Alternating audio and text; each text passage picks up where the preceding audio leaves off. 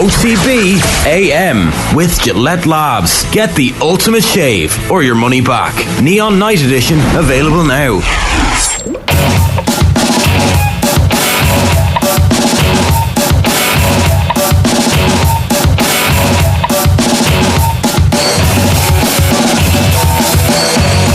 Very good morning. Welcome along to Tuesday morning's OTB AM. It is the 27th of June. It's hard to believe. And it's Johnny Ward. It's hard to believe. Good morning, Johnny. Well, it's hard to believe you're saying hello. We're at Beyond the Pale and you just snubbed me. Jojo, our producer, literally told you I was there and there was no selfie with old John. Kathleen, back to me. Good morning. Good morning, Shane. Moving swiftly along. Snubbed again. No, how did I miss you? So what actually happened here was... How did I miss you? I met Jojo, of course, twice at Beyond the Pale in Glendalough. The 4G, as you know, Johnny, was abysmal. There's a story behind that. I couldn't even. The only text I got out all weekend was Father's Day text to my dad on Sunday because I was like, I have to find. That's somebody. not too bad, to be fair. Yeah, it was the only nice. text. Most important one. Exactly, and it meant I wasn't on my phone all weekend, which was nice. But I did find out from Jojo on Sunday that Johnny Ward was in fact somewhere. Well, Jojo and I met in the family section of where the family camp section. Now, Jojo and I have like 0 All-Irelands, our kids between us, right? We met in the family section, and it turns out. So I did the tour like after setting up my tent, which I need a lot of help to do. Yeah. So got the tent set up, counting down to the Ireland game in Athens, and I was like, I'm just going to sleep under like a blanket of a tent here because I'm getting frustrated here. But my mate came over, got it done, and then I did a tour of the campus, and you couldn't even send a text message. No, it was like nothing. 4G was that bad, and this is the first world problem. That was like, I'm not going to be able to watch the game here. Yeah. So I went back to the tent and did another kind of tour of it, and the family section where the families I suppose camp was right on the edge, and the 4G worked, so I could watch the game. I was like, this is perfect. Ireland are going to have this historic victory in Greece, and then I've like a 3-day festival to look forward to. Didn't quite work out like that. I ended up just avoiding the Ireland match. I said, the 4G is impossible here. I'm not going to get to watch it, so gave up on it. And I was glad when I saw the result come in. I was like, you clearly didn't miss much. Did you not want us to win? Of course I wanted. Sorry, glad that I had missed a dismal defeat, and I didn't get to watch it live. But yeah, it was one of those things. Johnny, I'll be going to other festivals this summer. Where are you going? All together now. Yeah, I went to the first one and the second one. I haven't been back. Was it the third one? I haven't been back since, but I'm thinking about it. Yeah, getting a bit old for festivals, but it's not easy, is it? No, I'm thinking of upgrading. You had a nap yesterday, you were saying. Yeah, nap that just went on. We had an afternoon nap. Does anyone else have an afternoon nap? In fairness, considering the hours that we work, it's not that strange. It's true. And also, I find it really hard to go to bed on time. So, I end up staying up. What's on time, Kathleen? Well, with this, when you're up at the sort of hours of this job, you kind of need to be asleep by 9-10. Whereas I'm just not the sort of person who's ever gone to bed that early in my life. So I always end up being tired in the mornings, having a nap in the afternoon, and then staying up a little bit later. Those people that get up at 6 but have gone to bed at 10 and get their 8 hours in, I don't understand how they can physically do it. I can't do it. Sometimes if I don't nap and push myself through, I can do it. Yeah, it takes a bit of work. Johnny Galway, I'm sorry to bring it up, but we have to bring it up. I was watching it with my Dunmore father at the weekend. He was as upset as I'm sure you were with this Mayo game. We were talking about it earlier. The lead at half-time probably just wasn't significant enough to keep Mayo at bay, and I'm not going to say the better team won, but it was one of those games that could have gone either way, and Jesus, poor Joyce looked dejected at the end. Yeah, I remember actually it all together now watching Galway be clear in the hurling there, and the buzz that was, and I'm just thinking there by the weekend after next, there's a likely Galway will be out of both championships, and the football was really disappointing because I actually think this Galway team is so close, and Porrick Joyce said that this year was basically a poor year for Galway, and I think when you think of the circumstances against them, just the injuries that befell Colm, and particularly Colm and Kelly at a time when they sort of needed at least one of them, and Kelly, I couldn't believe Sean Kelly was playing. That's how important he is, considering his ankle. Was he targeted? We can debate that maybe. Ryan O'Donoghue's stamp looked, for all intents and purposes, it looked bad. I'm not going to make a judgment because I know players are you better believe conversations happen in dressing rooms if they hear Kelly's injured or Comer's injured, they know exactly where on their body they're injured, and they know if it's an ankle injury which ankle is injured. There's no doubt about that in my mind. If they were intent there, I think that's disgraceful stuff. Really, I do, because Mayo and Galway, there's a real rivalry, but there's sportsmanship as well, and you just don't do that. No. You know, so I mean, I'm speculating. I don't know if it were intent, and the video I saw of it wasn't very clear. But I mean, if I don't know. I couldn't stoop to that, especially for a player that was through the pain barrier for his county. He's played an amateur game, and Sean Kelly's been phenomenal this year. He was well on the way to Player of the Year nomination. Yeah. But the game itself, I mean, it's down to Shane Walsh really in the first half. Shane Walsh's kicking was so poor in the first half, an absolutely 1 in 100 miss from a free that you just don't miss. And that 5-point lead at half time, I was nowhere near confident that was going to be enough, because the wind was. Salt Hill is a horrible place when it's windy, and it was not only were you against the wind, but the ball was totally veering off left and right, and you saw that in the second half. And I thought Galway showed great courage, but very disappointing, Shane, to be honest. Yeah, I should mention that O'Donoghue will play against Dublin this weekend, so that CCCC were to look at that incident, but as you say, Johnny, the video is fairly inconclusive, and that's what they've decided, so any disciplinary charge looks highly unlikely. So if it had captured the whole incident and everything had been seen and exactly where he had targeted, maybe something would have come of it. But as things stand, O'Donoghue will be free to play Dublin this weekend. The draw, by the way, for the quarterfinals this weekend is cracking. I know. Yeah, it's getting going. It's just amazing. And of course they're going to try and avoid repeat pairings, I think, again in the semi-finals. A bit of an open draw, so remains to be seen how that's gonna go. There's an element of how Galway ended up in this situation in the first place. The whole, the permutations in the final round of the round robin and the Armagh game, which again, a lot of this is down to Shane Walsh. Unfortunately, because Shane Walsh's performance last year in the All-Ireland final was, without a shadow of a doubt, one of the best individual performances I've ever seen. But he hasn't had a good year. He's been very hit and miss. Is that because of Kilmacud, the tired? He went on holidays. The Kilmacud thing, I don't know. People would say when he came back from holidays, he wasn't quite at the same level. We're speculating here, but Shane's getting to the stage now where he's in his 30s. He doesn't have that many more chances left. And Shane Walsh this year was disappointing for Galway for whatever reason. And I honestly couldn't get over how Mayo showed in the second half. If you, with that wind, if you just basically are vaguely on target, the ball just goes over the bar from 40 to 50 yards. Yeah. Shane Walsh was missing from 30, 35 yards with that wind. In front of the post as well. In front of the post. It was this is just bizarre. And his kick in the second half was relatively good, but the game was up at that stage for Galway, really. It was real Hail Mary stuff at the end. And unfortunately, Shane, because he's that good, a lot of the pressure will be on him, and he didn't deliver. Last night on BM, they were saying that it's the longest season that he's ever played in terms of club and county, and that he looked tired. I can't remember who it was. It was Colm, Boyle, and who else was on last night? He looked drained. Didn't score from play. Yeah. But also, is there not a thing as well that Mayo were kind of there for the taking to at several points, and Galway just didn't push on, and that you look at the kickouts alone, Mayo had a ridiculous amount of ball left behind them, and for some reason Galway, even in the second half, those stats didn't improve.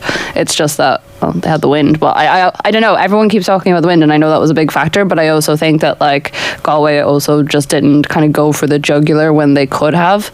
Yeah, well, Killian McDade missed a great goal chance that and it was kind of almost as easy to create a goal chance as a point chance with that wind. So it's and again, Sean Kelly, and hugely instrumental despite the fact he could barely walk, and at that stage had been actually hit but that McDade, you did get the feeling if Killian scores that, and it's a goal chance, he hit the target, it was missed. After that, Mayo got a goal so early in the second half. I thought Galway showed great courage. I really felt, I said to my family, if Galway get out of this, we'll win the All-Ireland, because the challenge they've set themselves here. But I don't know, it was really, really disappointing, because I felt just so much went against Galway on the day. And even at the end, I think of the TV, they described the last couple of plays as almost beach ball-esque, where the ball just hopping around, and I still felt like Galway were going to get a goal here. I thought Mayo should have managed it better, really, because when they got 2-3 points up, they were 3 points up with 20 minutes to go with that win or whatever it was. I mean, just win the game, and they just make it hard for themselves. They do. A brief word on the hurlers. You didn't sound optimistic there, you said.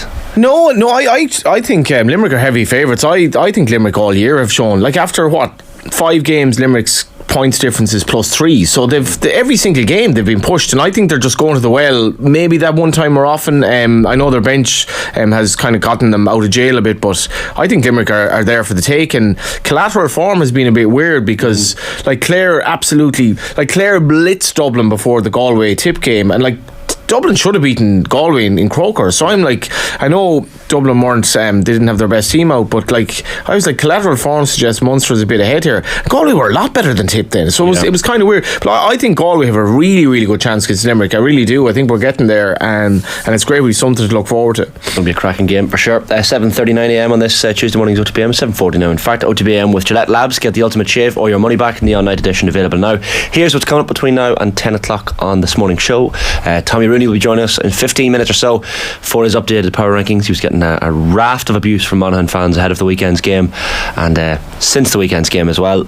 So remains to be seen, will they move up in this morning's power rankings, and how will the top 5 be looking as well. 8:10 Andy Moran to talk the year with Leitrim, but also talk Mayo last weekend and look ahead to the game against the Dubs.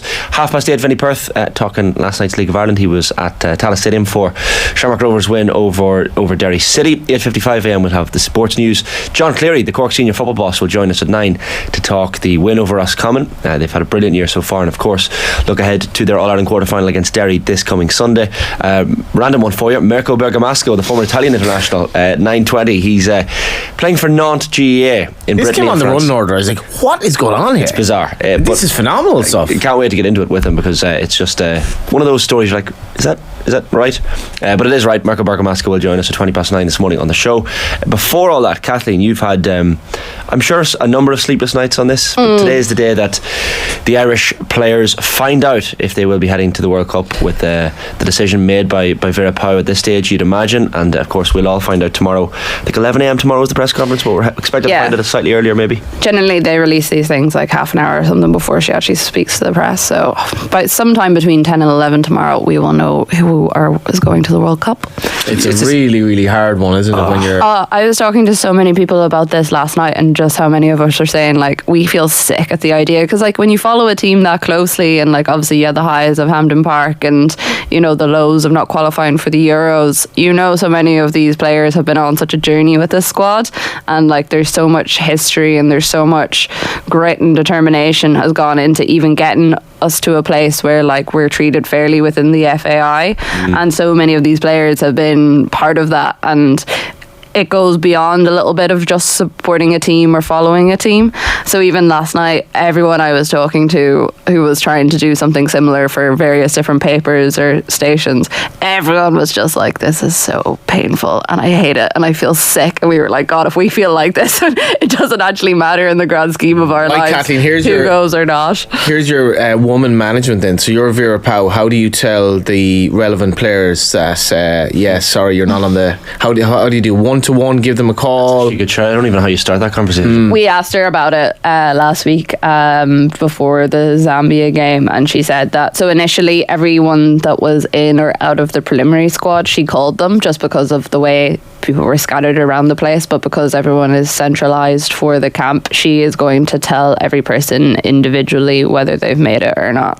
I think you have to rip off the bandage here, don't you? You just have to say you're in. Well, this is the thing, because like originally the announcement wasn't supposed to be until Thursday, and it's now been brought up to Wednesday just to kind of save everyone an extra 24 hours of pain. It's going to be interesting to see who's in there.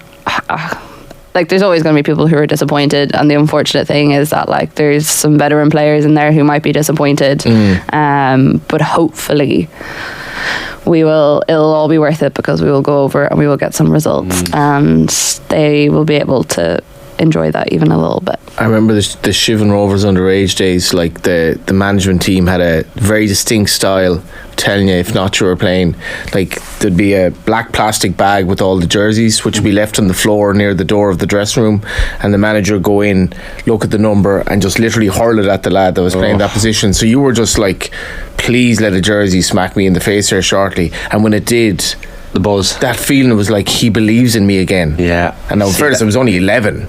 I was joking at the end of last week that Vera Pauw was going to do full like X Factor, where they're at judges' houses and they have the photographs of everyone on the table, and you're kind of like, I want this one, and then Tom Elms is like, no, and like kind of scooches it off the table. Yes. I don't think they're going to be that dramatic about it, but I like to imagine it would be exciting that way, to be fair. But Vera, I'm sure will do it in the most noble way possible. It's not an easy decision. So it's essentially cutting 33 players to 23 plus 3 standby. Yeah, essentially. Obviously, we didn't have the couple of American players in the squad because they are still playing. The NWSL season is still ongoing at the moment. So they weren't there, but they're due to fly in Thursday, I think. So in time for France next week. So we've asked you to pick your squad that you... Is this your squad for that Kathleen as well? Like, she's had to make some... This is tough. I mean, she's like alienated people in relationships here forevermore now that didn't make the cut. Like. But is this the squad that you think will go, or the squad that you would have picked if you were Vera Power? It's closer to the squad that I think Vera will pick than the squad I would pick. So, for example, I've included all the American players, whereas I don't know would I have included them if I was doing my own squad. Right. So for the goalkeepers, pretty self-explanatory. I've 3 instead of 4. Yeah, Courtney Brosnan, Grace Maloney, Megan Walsh. I think it'd be stupid to bring 4 goalkeepers. I think like Courtney Brosnan's going to start every match bar something terrible happening, which touch wood it does not. And even then, we have enough cover with Grace and Megan. For our defenders, I've Anya O'Gorman, Niamh Fahey, Louise Quinn, Megan Campbell, Aoife Mannion, Chloe Mustaki and Diane Caldwell. The one I probably struggled there with the most was Diane Caldwell, about whether or not she made the squad, and I think I maybe went a little bit with my heart over my head in that one. Who would the alternatives be there if she wasn't to make the squad? Well, see, you could stick like Hayley Nolan in there. Jamie Finn as well sometimes can play in the back. You also have I also think that like chances are like Megan Connolly have played in the defence quite a bit, so even though she's down as a midfielder here and she played in midfield against Zambia, she also sometimes does slot into that back 4. So I mean, I think realistically she's mostly done that whenever Megan Campbell isn't there, but we still don't know entirely how fit Megan Campbell is. She hasn't been in the main squad. She's kind of just been training separately to the squad, and then Isabel Atkinson came in and took her place in the hotel and stuff because she said she wanted to recuperate at home. So it'll be a little bit dependent on how fit she is, but she seems to be more doing return to play protocols rather than, is actually injured and not playing. So you've gone for 7 midfielders and 6 forwards. You might run us through the remainder of it, then we can maybe pick it apart. Yeah, so midfielders are Katie McCabe, Denise O'Sullivan, Megan Connolly, Lily Agg, Sinead Farley, Rusha, Lil John, and we have Lucy Quinn in there as well. And then forwards, Heather Payne, Amber Barrett, Ciara Carusa, Abby Larkin, Marissa Shiva and Leanne Kiernan. And then my reserves are Ciara Grant, Hayley Nolan and Jamie Finn. Ciara Grant I really did struggle over leaving out. That was one that I changed my mind on 3 times on the walk. It took me from Jervis Lewis stop to the office this morning. So and if you'd had Ciara Grant in, who was the number 23 in the squad basically? Yeah, it was kind of between her and Diane, even though they play slightly different. So like generally Ciara plays more in midfield, but she can also provide that defensive cover. And then obviously we saw her as well in the Zambia game getting the assist for Amber Barrett for her goal. So she also I talked to her about that afterwards, and she was saying that she could hear everyone on the bench screaming at her to get back, but whenever she plays with her club, she does play in that slightly attacking role sometimes as well. So I think, and also Ciara's just been involved in like nearly every squad over the last couple of years. Like she's not always a traditional person who starts, but she does come on quite a bit as a substitute. And I just felt, as someone, again, that was a bit of a head versus heart one, and I think she did really show in the Zambia game what she can provide. But also I haven't been at training sessions for the last couple of weeks, so that's the other thing. I don't fully know what Vera is seeing. The other thing about Vera, she doesn't utilise that many members of her playing squad, does she? Oh, not at all. Like, I'm pretty certain we're going to go to this World Cup and agonise over this 23, and maybe 15 people will actually play while we're there. Like she doesn't. If you look at, say, against Scotland, like there was only one substitute. Like in big games, she so rarely makes substitutes in particular. So I would be very, very surprised if we're seeing more than like 2 people come on, especially in that first game. That seems anomalous nowadays as well. Yeah, like I think because we don't necessarily have the strength and depth, and like our starting 11 generally doesn't rotate all that much unless there's a change or an injury. In certain players' performances, she generally likes to stick with who she knows and doesn't like changing things around too much. That's kind of problematic as well, because for competition for places you need that. Do you know what I mean? Like you can't kind of have it in the back of your head, well, I'm going to be playing here and I'm probably in a relatively safe position. Yeah, well, I think because we've never had I suppose players that are playing like a raft of players that are playing at a particularly high level, and I think it'll be very interesting over the next couple of years that we're seeing more of a trend of players going abroad than we possibly have in more recent years, how that's going to affect how the team sets up and how the team plays. Like even if you look at say Jessie Stapleton and Izzy Atkinson, like all young players coming from the league and now going over to play in England. Obviously Izzy and Jess are already over there, but I think it'll be very, very interesting to see if she can keep those younger players interested. Like there was a lot of anger among, like, I wasn't all that surprised with the Premier League squad when it was released, but there was a lot of anger from like people who would follow grassroots like Irish football here, that there wasn't more people based in the league involved, even just in the general preliminary squad. I've heard this before. And then, yeah, but then like Vera did kind of bring more players in as it went on, and I was even surprised that like say the likes of Erin McLaughlin and Tara O'Hanlon were involved.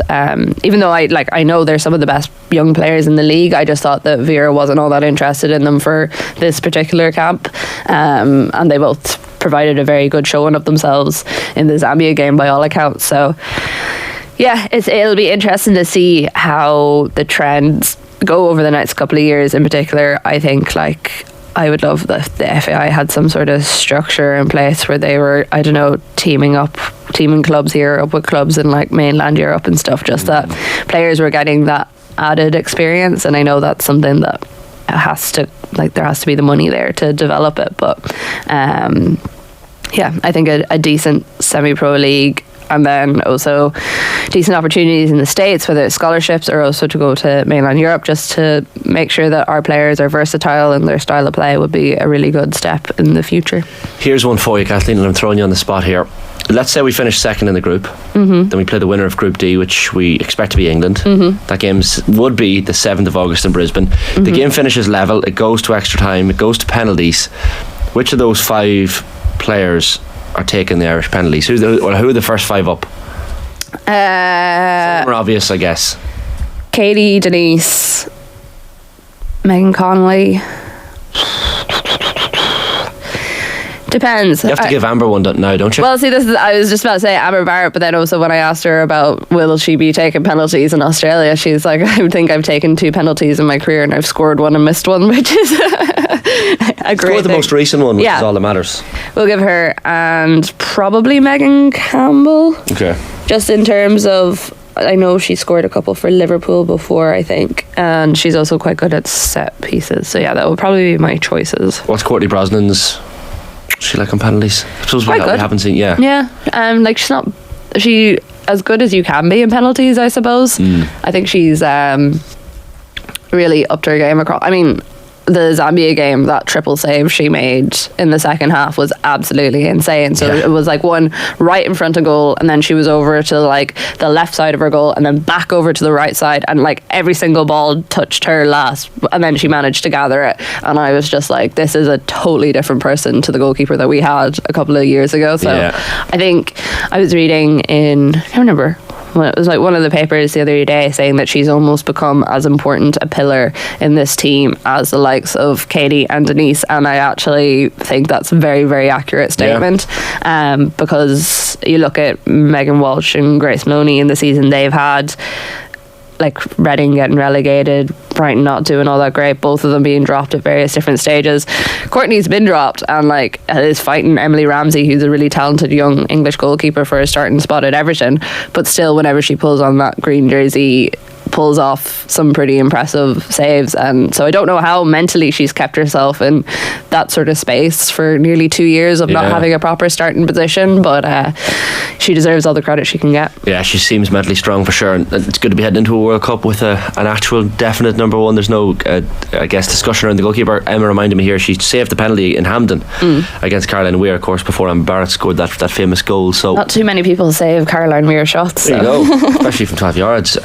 So yeah, that's something to look forward to. But I mean, we might not ever get the chance to go to penalties, but at least it's something to look forward to. I don't know if I want us to. It seems like the idea of it seems far too stressful. Unbearable. I'd just be glad at that stage I wouldn't be doing like a match report that I'd just be reporting back on radio, because I remember doing some during the Euros last summer, and penalties, such a stress for writing up your final copy. God. Yeah, because the whole notion and angle of the report has changed with one or two kicks. We have a roadshow as well tomorrow night at the Mansion House as well, so this is the going away party for the team itself.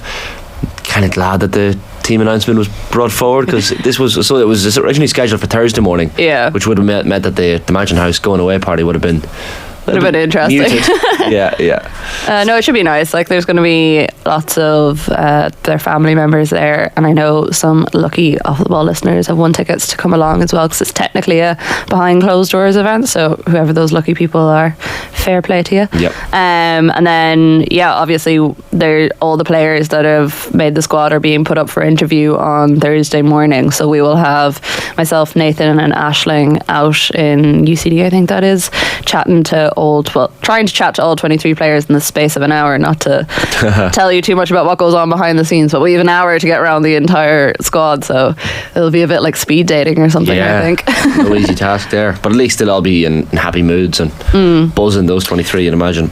Also just say as well, for anyone who missed it, a lot of talk about Aoife Mannion and her status at the moment. She was seen getting on an Aer Lingus flight yesterday and also no longer has the leg brace on, so it'll be curious. There's been a lot of talk about whether she should be included in the squad or not, so I'll be interested to chat to Vera if she is or isn't there about where she's at.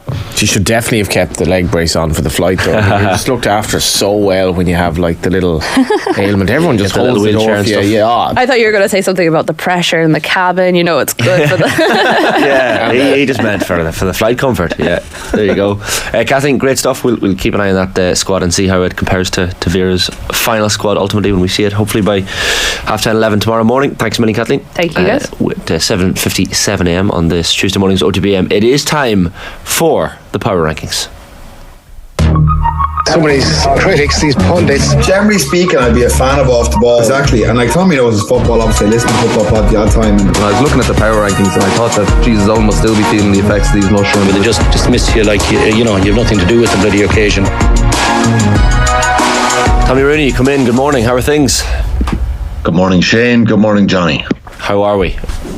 I'm good. Are we just flying through the first two screens? There's of course no change to 33 to 25 or 24 to 17. Yeah, as you were. So Tailteann Cup semi-finals at the weekend, down the 16 ranked team put 8 goals past Laois, the 22nd ranked team, and Meath, the 17th ranked team, just about bet Antrim, the 19th ranked team.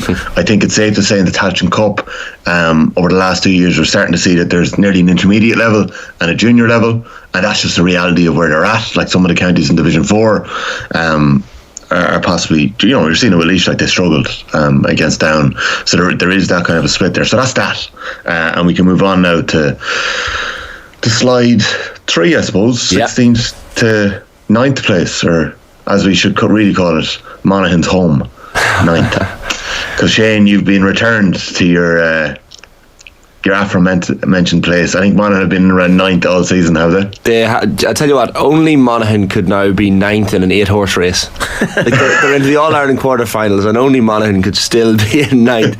But like I know, I understand why you've done it. I guess, yeah, like you've put them ahead of Donegal, Roscommon, rightfully so. They're both out. Kildare gone. I could probably make an argument to have them a place or two higher, but I will listen to your arguments rationally, Tommy. Yeah, look at Monaghan. Donegal slipped back 2 places, probably where they deserve to be. They've had a bit of a horror year. Fair play to Aidan O'Rourke, Paddy Bradley and the players for, I suppose, rescuing a bit of respect over the last couple of months. They're missing everybody. They're missing so many. But they've got talent there, and hopefully we can see the real Donegal over the next couple of years. They've got to sort their issues out off the pitch and get the best players on the field. So we'll see what happens there. Roscommon, such a disappointing end to their year. Like, they had it in their hands. They had such a good position in their hands and just let it slip over the last couple of games. Marginal defeats. And likewise, look, Kildare had an iffy year for much of it, but they rescued, I suppose, a lot of neutrals' feelings towards them, and they've ended up in 12th. So Monaghan are in 9th. It is harsh, Shane. Like, it is harsh. And I used that word ceiling last week, and it triggered a lot of people from the Fernie County. You were getting a lot of tweets and messages, Tommy, from people from Monaghan. It appeared. Sure, look, if they knew I went to school there, I'd get in even more trouble. So, Monaghan in 9th place. I guess this is just payback for that Division 2 league final in 2005 when I sat beside all my buddies in primary school. I had to listen to that grief for a month after Finlay put the ball in and Mark Ward managed to let it go through his hands. So, look at All-Ireland minor final, Shane. Like, there's a bounce in the county, an unbelievable win again at the weekend. Conor McCarthy was the man who kicked the clutch score. We wondered last week would it be Conor McManus, but like, he was completely shut down. McCarran was marked by the Kildare boys, and McCarthy comes up trump. Who was it that put the hand in the air, calling the mark? And I think it was Sean Jones. No, I think Sean Jones had come off the bench. Yeah, literally a minute or two before. You're lucky to get away with that. Yeah, and I don't even know what's the ruling there, because he stopped. Well, I think it's if you hold it for over 5 seconds, it's over carrying. So he was on the line. I think it could be less than 5 seconds. Right. Yeah. So it was one of those weird games that just the refereeing decisions were scratching. You weren't happy. I saw that. No, I wasn't happy, and I don't think Kildare fans were happy either. It was just one of those games where both sets of fans were left a little bit bemused. Like, my rationale, I'm guessing Cork you have ahead of Monaghan. My only thinking there, Tommy, is before you tell me you'd have them higher. Yeah. Who would you have them higher down? Well, I'd make an argument for Cork, considering Monaghan had a campaign in Division 1. They stayed in Division 1. They beat Tyrone. They drew at Derry. They beat Clare. I don't see what Monaghan have done that Cork haven't done this year, and Monaghan have been a division higher. That'd be my argument. I know Cork, everyone's on this Cork steam train, and everyone's probably used to Monaghan being a top tier team at the minute, maybe that's worked against them, and everyone loves this little Cork revival, which is understandable, but that's the only probable team I could make an argument maybe for. Look at what happened here was, right, Monaghan have beaten Kildare, right, and they've beaten Clare in Championship. They've lost to Donegal, they've drawn with Derry, they've lost to Derry. And they beat Tyrone. And I'm missing a game. They bet Tyrone as well. So Monaghan, like, have had a fairly up and down championship, you'd say. Like, and they've had highlights, and 100% have had big highlights. But for me, Cork's progress since that Clare defeat has been like that. And at the weekend last week, in the power rankings, we saw 11 beat 12, we saw 8 beat 9, we saw 4 beat 3, and 10 beat 7. So Cork defied the odds 2 weeks in a row. They bet Mayo, they bet Roscommon, and that's why for me they jumped into the top 8. I think Cork are on the rise. I think Cork football is back, which is a scary prospect because they've been away for a long time and they've been a bit of a joke for a while. A couple of false dawns, but I think they're the real deal now, and they're rocking into Croke Park against Derry with a bit of momentum, much the same way Monaghan are going in. They're going to back themselves to take down Armagh. Cracking quarterfinals. The quarterfinals are set up so well. And Tommy, you predicted them absolutely spot on. I saw your tweet the night before the draw was made on Sunday night, and you were saying this would be the spiciest of draws, and sure enough, you got it spot on. Well, you should have texted me for a tip, Johnny. There we go. Yeah, I've annoyed you over the years. You should have got on to me beforehand. You wouldn't have won that on it now, but who wins the All-Ireland? Oh Jesus, I've already let's move on to the top 8. I should mention we've John Cleary as well on later on this morning, the Cork senior manager, and we had Colm shaking his head, nodding his head there when you were trying to explain why Cork were ahead of Monaghan. I will say Clare did beat Cork this year in the championship, and Monaghan put 123 past Clare. So. But that was an absolute. Were you at that game in Clonus? Like, that was a shootout. That was a game pretty purist. Like, that was back to back, end to end, attack after attack. Like, that could have gone either way, that game. So, look, Monaghan have had a great year, and getting to that minor final, that first since 1939, unbelievable. Beating Kerry, like, what a boost! Must have been some day on Saturday. So, Monaghan can still have great days, and Monaghan can still have a really good year, and just Well, I'll tell you, my brother is he moved to Australia, and he's currently in Thailand, but before he heads to Australia, and he's made the point into the family WhatsApp group yesterday, if Monaghan are to make the final, the All-Ireland final, he'll be home for a week at the end of July. So we're only after having goodbyes for him, and all of a sudden he's like, if Monaghan beat Armagh at the weekend and then they win their semi-final, he's coming home, which I think half of Monaghan would do. We'll move on to the top tier, the top screen. Tommy, starting at number 8. So we've talked about Cork. They're up to the 8th place. Johnny, you just asked me who's going to win the All-Ireland. The only hunch I've given this year is that I felt Galway were in the best position over the last couple of months, that they were adding depth to their squad, and Cook and Burke, like, to talk about getting 2 boys like that. Then Johnny Maher was brought back in and made an instant impact, man of the match against Roscommon on his Connacht debut. Young lads like Johnny Maher and Cian Hernan had settled in immediately and were playing so well.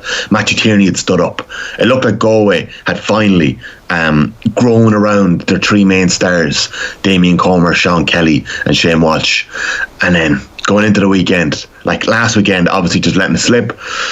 Comer had the injury, McHugh had the injury. You throw in the losing Liam Silk and Kieran Malloy, 2 other star defenders. Sean Kelly gets injured late on against Armagh. He's about 30% right against Mayo. Shane Walsh just hasn't been himself or 100% all year long, and we just know that. Like, and he top scored for him at the weekend, but he left 5 or 6 behind him as well. And Matthew Tierney missed that goal chance against Mayo. Such fine lines. I put Galway back to 7th place. For a team that were in first a couple of weeks ago, it shows you the nature of this championship, that it's there for anybody. We've said it the whole time. It's there for anybody right now to win this. I don't think Cork or Monaghan have an All-Ireland in them. I don't. I'm just saying that now. I don't think they do. The other 6, you'd say that the first 5 for sure really have a good chance here now. They've proven it over the last couple of years that they have an opportunity. Mayo still have to, or Armagh still have to show me a little bit more. Maybe that was a slip of the tongue saying Mayo, but Mayo going to have to show it too. So Armagh back to 7th. I'm not putting my hands up to say I was wrong to have them in first. I'm not, because I know what he has to put in the first. They were Galway, how Galway are behind Armagh, Tyrone, and who do we have in Derry? Like, they're better than all of them, and it's great. It's hard to look at that. I put it to Joyce, Johnny, after the game. I said, like, do you know, when this settles in a couple of weeks, how are you going to look back in 2023? Badly. Yeah, I thought it was an interesting line, because like they were probably the best team in the league in many respects. Provincial championships don't matter anymore, do they? Like, no, I don't care. They want to call it. No, in fairness, Paul Joyce, he said all along, our ambition is to win the All Ireland. He said our ambition this year is to win the National League. We haven't won it since the early 80s or something. 81, yeah. And so like, but like it's what you're alluding to there. Galway are so close, Tommy, and you mentioned the amount of things that have gone wrong this season. And like, if Shane Walsh can't hit the ball over with the wind from 25-30 yards in front of goal, you're like, well, what's going on here? Yeah, and it wasn't, like, Walsh gets a lot of stick. I think it's unfair, the amount of stick that he gets. I think he's an unbelievable talent, and he's a different sort of talent. Like, he's not a David Clifford or a Conor Callaghan. Like, he's different. He's got a different skill set. He gets a lot thrown at him, I think. He just didn't deliver last week. There's something I'm not 100% right, and it could be other footballers in the country we could be saying that about, but he gets it a lot, and he looks like a fella all year long that needed a break. Do you know? Like, he genuinely has looked like that, and it's come out, I think, in his performances, and it genuinely wasn't just him at the weekend. If he had one of his performances like he had for Galway against Mayo when they lost by a point back in 2020, Andy Moran. Is Andy Moran on today? He'll remind you what day it was. Walsh nearly kicked Galway over the line himself. I think he kicked 10 of Galway's 11 points. Same in the All-Ireland final. He can have those days, and he didn't have one. Killian McDade was the one player who very nearly dragged Galway over the line on his own. Nearly had one of those performances like he did against Armagh last year. So, look at Johnny, Galway were so close, but Andy Moran will tell you himself, you only get so many chances to win an All-Ireland. Yeah. And Shane Walsh could go through his career right now and not win an All-Ireland, and that would be a shame, but it happens to so many great players. Brian Dooher and Fergal Logan will be looking to add to that Tyrone All-Ireland win a couple of years ago. You have them up from 8th to 5th. Tommy, Anthony Miles was, as soon as the draw was made yesterday on the show, we said Tyrone and Kerry was the first pair out, and his first reaction was bye Kerry, which I found fascinating. He thinks this is Tyrone's to lose. Well, Milesy has stood by that for quite a while. I've been at a couple of Kerry games. I've seen the good and the bad. I think having an All-Ireland in the bones is a good thing in a lot of ways. It's got them over the line, and I think they've got the generational players that they're going to win more All-Irelands. They're also Kerry. It's like they have a freakish right down there to be in the mix all the time, same as Dublin. So before the draw, after watching Tyrone do what they did attacking wise against Donegal, I said, right, these boys are in the mix. And I had Tyrone 8th. After nearly being out, inches from being out against Westmeath, they've just unlocked something. They have got the best midfield partnership in the country. Kennedy and Kilpatrick, there's no pair better than them in the country around the middle. They've got one of the best goalkeepers in the country. They've got that full back line who are finding a bit of form again, and McKernan, Hampsey and McNamee. Conor Myler is going to do a man-marking job in Paddy Clifford, and he's back to the form that we saw him deliver when possibly he was so close to winning a Footballer of the Year. Kieran McGeary is showing a bit of form again. Matty Donnelly is doing what he does, and now they've got this full forward line where your best man marker has to go on Darren McCurry. Your second best man marker has to go on Derek Canavan, who's in the form of his life. And then who have you got left to put on that little wild card? Rory Canavan, who's an absolute rogue. He kicked 1-1 at the weekend. Like, if it wasn't Rory Canavan, you'd be tearing your hair out. But I have a feeling these Armagh lads or the Tyrone lads are putting their arm around the shoulder and saying, Rory, look it, just do you. Like, he could have scored 4-3 at the weekend. He was through on goal after 10 seconds, rounded the keeper just by put it wide, makes his own goal 2 minutes later, watching McCurry's ball drop short, loses the head with Darra for not slipping it to him 20 minutes later when Darra takes a point, and his final score, that's a goal chance, and he pops it over the bar just so he has 1-1 and he doesn't get in trouble when he goes into the dressing room. So I think Dooher and Logan, they've really handled Rory Canavan well. They've kind of kept the pressure off him. He could explode in Croke Park. It's going to be a cracking game against Tyrone. We've got first place in the power rankings Kerry against 5th place Tyrone. We've got 2nd place in the power rankings Dublin against 3rd place Mayo. We've got 4th place Derry against 8th place Cork, and 6th place Armagh against 9th place Monaghan. So that's it. Derry have moved up to 4th, Mayo have moved up 3rd, Dublin are in 2nd, Kerry in 1st. Any more complaints? Well, before I go on my holidays, because I'm off today. Who have you favourites in Mayo Dublin, actually? That's an interesting one. Like Mayo up to 3rd. Who have I got favourites? Yeah, because look, the power rankings aren't supposed to be a favourites mechanism here. It's about to be where you are in the country, and teams can raise their level, as they so often do. When they see their names on the power rankings list and it's hung on the dressing room wall, they can raise their level to the opposition they're up against. And Mayo are certainly the team over the years that have shown us that they raise their level of performance against the team that they're playing. Like, that was nothing but Mayo mania at the weekend. Like, well, against Galway. I think Eamon Fitzmaurice is brilliant. Like, I think Joe Brawley really disgraced himself taking the piss out of Eamon Fitzmaurice and his voice and all that, because like Eamon Fitzmaurice's analysis of games compared to Joe Brawley's is just like there's no comparison here. But I thought he was lauding Mayo a little bit excessively in the second half, considering the wind. And Mayo actually left themselves in this situation at the end where they were barely holding on from a position where they should really have been out of sight considering the start they had in the second half. And I can't get my head around Mayo ever, basically, is what I'm saying. Okay, that's interesting. I actually watched back the game last night, because it's funny, you don't get the same sense when you're watching it. Like, it's a different experience watching it live in the stadium to hearing the commentary. It can lead you listening to the commentary, and I agree with John Fitzmaurice's analysis. I think he's top class. I would be on his side with this one. I actually felt like it was such a messy game, right? Forget about the skills, forget about all that. Mayo managed that game so much better than Galway. And I think it's possibly because Galway's key players, as we said, were struggling. Their leaders were on one foot. When Colm went off, that was such a change, Johnny. Like, that allowed Mayo, McStay spent his halftime talk saying to McBrien, get closer to Damien Comer. Don't do anything else. Just get closer to Comer. They were afraid of what Damien Comer had done with those 2 balls when he was left 1-on-1 with Jason Doherty inside. Like, they had fear about what Damien Comer would do. They walk out in the second half, Comer's gone, Galway are against the wind. They don't set up the way I thought they would set up at the start of the second half. I thought Galway would be way more conservative and just catch Mayo in the break. Because, let Mayo shoot from 50 yards. They had blown it against Cork the week beforehand. They had just about got over the line against Louth. But they played right. They played right into Mayo's hands from the start of that second half. They gave them oxygen. They allowed Diarmuid O'Connor to turn over Peter Cook, run the length of the pitch and win it free. Ryan O'Donoghue pops it over. Diarmuid O'Connor turns over Paul Conroy to run the length of the field, and I don't think they got a score that time, but they certainly off the kick out, I think they get the goal. Like, you know, they played right into Mayo's hands, and they allowed them to to get that run on them. Like, I think Mayo's management of the first half was actually way better than Galway's management against the Wind as well. Mayo, don't forget, had 3 really scoreable wides at the end of that first half. Big time, yeah. At the first half, it could have been 8-5. Yeah. Could have been 8-5 at half time. And like, it was certainly a 5-point win.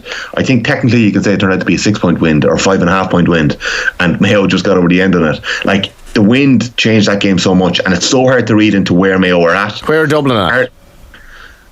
I'll put it to you this way, right? When the quarter-final draw was made and when the semi-final draw, like there's going to be a semi-final draw, you can't have repeat championship meetings. So every other team, Kerry were snookered. They could only play 2 teams, Tyrone and Monaghan. Every other team had played a team already in the championship. Dublin hadn't played one.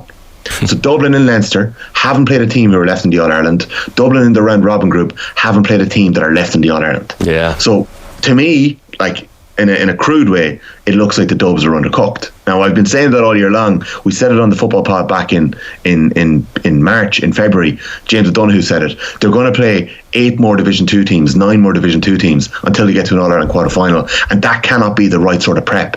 Mayo are coming in. I don't think Mayo are going to be fatigued after the weekend. I think Kevin McStay made 4 changes before throwing. 3 of them he dropped players. One of them was an illness. I think he could make the same amount of changes this weekend, and it would just be just as strong a team. And he could change his team now to suit playing Dublin. Like, that team at the weekend, I don't think they knew that they had won the toss and that they were playing against the Wind when he made the calls, but that team suited playing against the Wind, and the team that finished the game suited playing with the Wind in Salt Hill. They had shooters on the pitch at the end, they had Carr on the pitch, they had Killian on the pitch.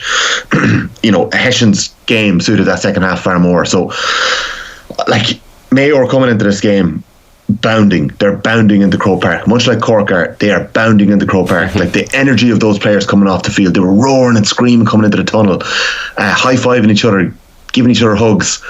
Like, there was an energy about Mayo coming into Croke Park this weekend, and yes, the Dubs are sitting there. They're waiting for their vengeance on 2021. As much as Tyrone probably wanted to get Kerry to get the blood going, Dublin probably wanted to get Mayo, and I would argue Kerry needed Tyrone to get themselves right for where they could end up after this. So there's 2 games on a knife edge, impossible to call, and that's where I'm leaving it at. Yeah, they are impossible to call. Yeah, can't wait for this weekend. So in summary, Monaghan 9th in an 8-horse race. Cork in 8th up 2. We have Galway down 4-7. Armagh 6th. Tyrone up 3 to 5th. Derry up 1 to 4th. Mayo up 1 to 3rd. Dublin 2nd, and Kerry remain 1st. Tommy, great stuff. Thanks a million. Enjoy the holidays. Thanks, Shane. And don't forget that the plucky underdogs Meath are 17th up against the behemoths of the Tailteann Cup down in 16th. So that game's going to be on the 15th of July. That's going to be a cracker. So, mind game starting already from the Meath boys. See you, Johnny. The Galway rankings a joke. Like, Galway 7th in this, whatever sort of power rankings mechanism you have, it's dysfunctional really, because Galway, like, so much has gone wrong, and over the course of this season, they're clearly not the 7th best team. Like, I love that word. That is the dysfunctional power rankings. Yeah. Tommy knows his football, obviously listening to football pod the odd time. And I was looking at the power rankings and I thought that Jesus Owen must still be feeling the effects of these mushrooms. Who said that? That was from some other podcast, wasn't it? Someone slagging off Tommy's power rankings. Yeah. Maybe Owen as well there. Got a little word. Should mention, while we have Andy Moran waiting on the line, 8:17 AM on this Tuesday morning's OTBAM. Braeburn Coffee is the official coffee partner of OTB. Braeburn Coffee is coming to an Applegreen near you. New Braeburn locations popping up every month. So visit applegreenstores.com/Braeburn to find your nearest Braeburn Coffee experience. After this very short break, we will have Andy Moran. OTB AM, the Sports Breakfast Show from Off the Ball. Have you subscribed to the OTB Football Podcast? He is desperate to beat Shearer's record, there's no doubt about that. And I do think, given the reality that players tend to move around more now than they did then, if he does beat Shearer's record, that record may last forever. Subscribe now to the OTB Football Podcast stream wherever you get your podcasts and download the OTB Sports app. OTB AM with Gillette Labs. Get the ultimate shave or your money back. Neon Night Edition available now. 8:18 AM on this Tuesday morning's OTBM. Delighted to welcome to the show the former Mayo footballer and current Leitrim manager, Andy Moran. Morning, Andy. How are things? Hi lads, good to be with you. Thanks for hopping on. How do you feel after the weekend? It was I mean, we have Johnny Ward in studio here, mourning Galway's lament and defeat, but just one of those mad games that at half time you still felt Mayo are certainly not gone given the wind. Yeah, I was lucky enough to be at it, and had the kids at it. It was a great day, I suppose, to be from the Mayo side. But it just reminded me an awful lot, even at half time.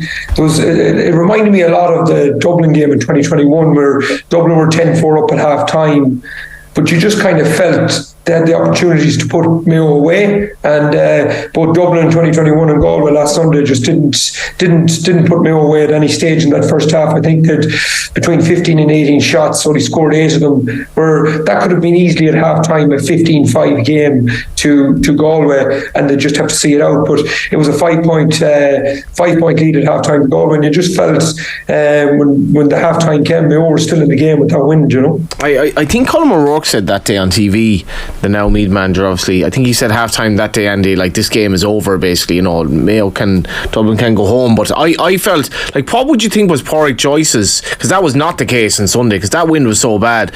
You imagine Pádraig Joyce looking around the dressing room at half time, you're taking off Colmer, you know, you've your best players basically on one leg. Already at this stage Shane Walsh has hit 3 pretty bad wides, and you're like, this 5-point lead is nothing here. Yeah, on top of that, Galway had 2 significant goal chances in the first half too. Comer at the back post, probably a half chance.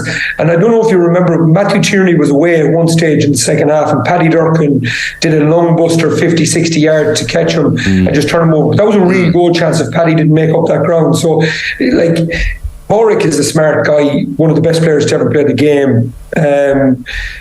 He could see that was a 5-point at least wind in that second half, and Galway would need to score. And a significant thing happened during the first half. We actually sat on the 21 of the goal, like the scoring end in Salt Hill with the wind in the first half. And at one stage, with about 23 minutes, Damien Comer went over and talked to Pádraig Joyce, and from that moment on, the movement of Damien, which has caused Mayo so much difficulty in the first half, was literally gone. And there was a sense there just around us at half time that Damien Comer mightn't appear for the second half.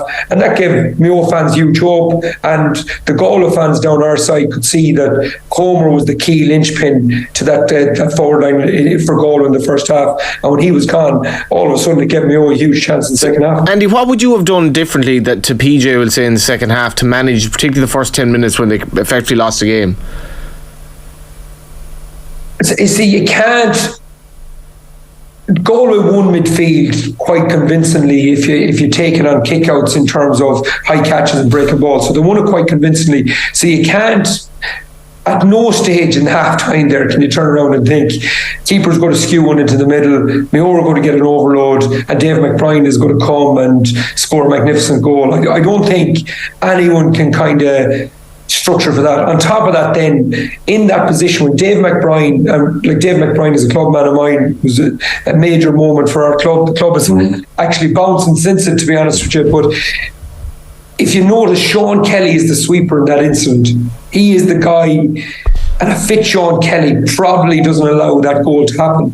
But Pádraig had to play Sean Kelly. If you take it, Silk is gone, Malloy is gone, Dylan McHugh is gone from last year. If you take out Sean Kelly, that's 4 of their starting 6 defenders that got to the All-Ireland final last year. So you can't really take him out. So he's snookered in a way that I don't think you can really... You can't line yourself up as a manager in that situation at half time. You're just hoping that the lads have enough in the tank to get over the line. The big decision for me was not bringing on Rob Finnerty at half time. Right. Like, with his Mayo connections, Joe, that game means an awful lot to him. For us in Mayo, we would rate Rob Finnerty very, very highly in Mayo, and it was just surprising not to see him coming on at half time. But in that situation where Pádraig Joyce is in, you just have to make sure everything from the kicking tee from the goalie goes right. And when Matthew Tierney gets that chance in the second half, that he takes it, and you hope that you see the game out. Andy, you've mentioned him already, Dave McBride, as you say, a club mate of yours with Ballydoreen, and this guy I know is coming. The under 20s performances he put in, I suppose, put him on the map for everyone else in the rest of the country. But as you say, a very, very proud moment for your club, and that was the moment really that ultimately won the game. Yeah, I think the great thing about, like, we experienced a great moment on Sunday. Myself, my wife, my 2 kids, and all people from Balladreen experienced. Like, it's something special. Like, for me, as a clubman, I think the last person that I seen scoring a goal from Balladreen in Championship was Noel Durkin in '89, from what I can remember. So I think we underestimate how special these moments are. You know, it was sort of like, if you've seen our small town here at Balladreen over the last 24, 48 hours, it's WhatsApp groups are jumping, the town is alight with colour. It's just amazing. And that young man just going on that 1-2 with Aidan O'Shea and burying the back of the net, it's really lifted the whole town and lifted the whole club. So it was an amazing moment for the club. It was the first time I actually seen David playing senior live for Mayo, because we were kind of the games were always conflicting with Leitrim this year. So it was just an amazing moment, and one that the club was very proud of. Yeah, you're right in the border as well, so like there was a lot going on for Balladreen this weekend. It was just the Rossies played on Saturday. To be honest with you, we'd be very kind of like, everyone going into that game for Mayo Galway on Sunday was all saying, aren't we two Egypts to have left ourselves in this position where one of the teams are going to be out come Sunday evening? So there was a bit of that, because you'd have a bit of pride with 3 Connacht teams if you could get 2 or 3 Connacht teams to the quarterfinals of an All-Ireland series. But if you go back, Andy, to the late 90s, we'll say, when basically from 96 onwards, Galway or Mayo were effectively All-Ireland contenders until they played the other, and that's what happened Sunday. That's what happened Sunday, and unfortunately for us, since '98, I actually walked out of the stadium, would you believe, just by pure coincidence, with John O'Mahony, and he was the last Galway manager to put Mayo kind of out of the championship. I think it was '98, so it's a long-running thing. But these boys, just like Mayo, for us to just keep kind of producing these huge performances, and I kind of deflect into the management side of things. At the start of this year, if you're a Mayo supporter, I know for me, you're going in there, you're thinking, Kevin, Stephen, these guys, give them 18 months, 2 years to really kind of build it, with Lee retiring and Ushin going to the Aussie rules, give them 2 or 3 years. But for me, they've overachieved of where probably a supporter thought there would be. Now, I know Kevin has always said, listen, this team is ready to go, let's move in. But to lose them fellas out of your backline and to win a National League and to be in an All-Ireland quarter-final, the spoiled supporters in 2023. We already mentioned the goal, Andy, but another moment that really stood out as a bit of a turning point on Sunday was Cillian O'Connor being brought from the bench, and the usual lift that gives the Mayo supporters, and then he, of course, scores that inspirational point, a couple of minutes, if even, after he's come on. I know he was back with the club and I think kicked 2-6 the week before, so clearly firing on all cylinders ahead of this weekend, which is, from Mayo perspective, crucial. Yeah, I'm not sure you're ever going to see Cillian firing on all cylinders again to what we've been spoilt in Mayo over the last, I suppose, decade, 13 years maybe. But like, his point the last day was just to turn onto your left leg in under the stand and put it over the black spot was brilliant. But there was another moment, Paddy Durkin's, I think, first point. I'd love to get the behind the goal camera where Cillian makes a run inside one of the backdoor cuts. He makes the run inside, Galway defender goes with him, and he just checks out, and he literally makes 10 to 15 yards of separation between him and the defender, and passes it to Paddy, and Paddy gets the score out of it. And it was just them soft little touches that could potentially help me over the line next Sunday. And yes, listen, when you get a bit older and the injuries kick in, you may not have the pace to play the 70 minutes, but to have a guy like that in reserve for 20, 25 minutes was just... And I thought the boys really did it well. I thought, again, compliment to the management team. I think that they didn't wait, they didn't hesitate. They brought him on when we had momentum. And as you said, it gives a huge kick. For him to kick that score directly after the goal was just. I think it was the momentum that probably won us the game. And I thought the switch was made at that perfect time, just at the moment we needed to have a edge. What have you made of Dublin?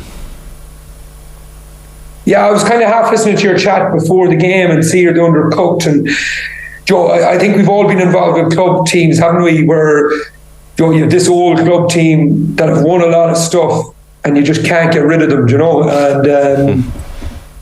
I think if you're asking Desi Farr, you're asking James McCarthy, Brian Fenton, these guys really want huge tests going into quarter-final, and I would say the answer to that question is no. I genuinely think they've got enough tests for the team and the age profile of that team. What they want on Sunday is to go to that game with Cluxton fit, Jack McCaffrey fit, James McCarthy fit, Con Callan fit. Like, that's where they want to go to that game on Sunday. And over the course of the year, they got Derry in the league final, obviously. They had Derry up there, which were two huge tests.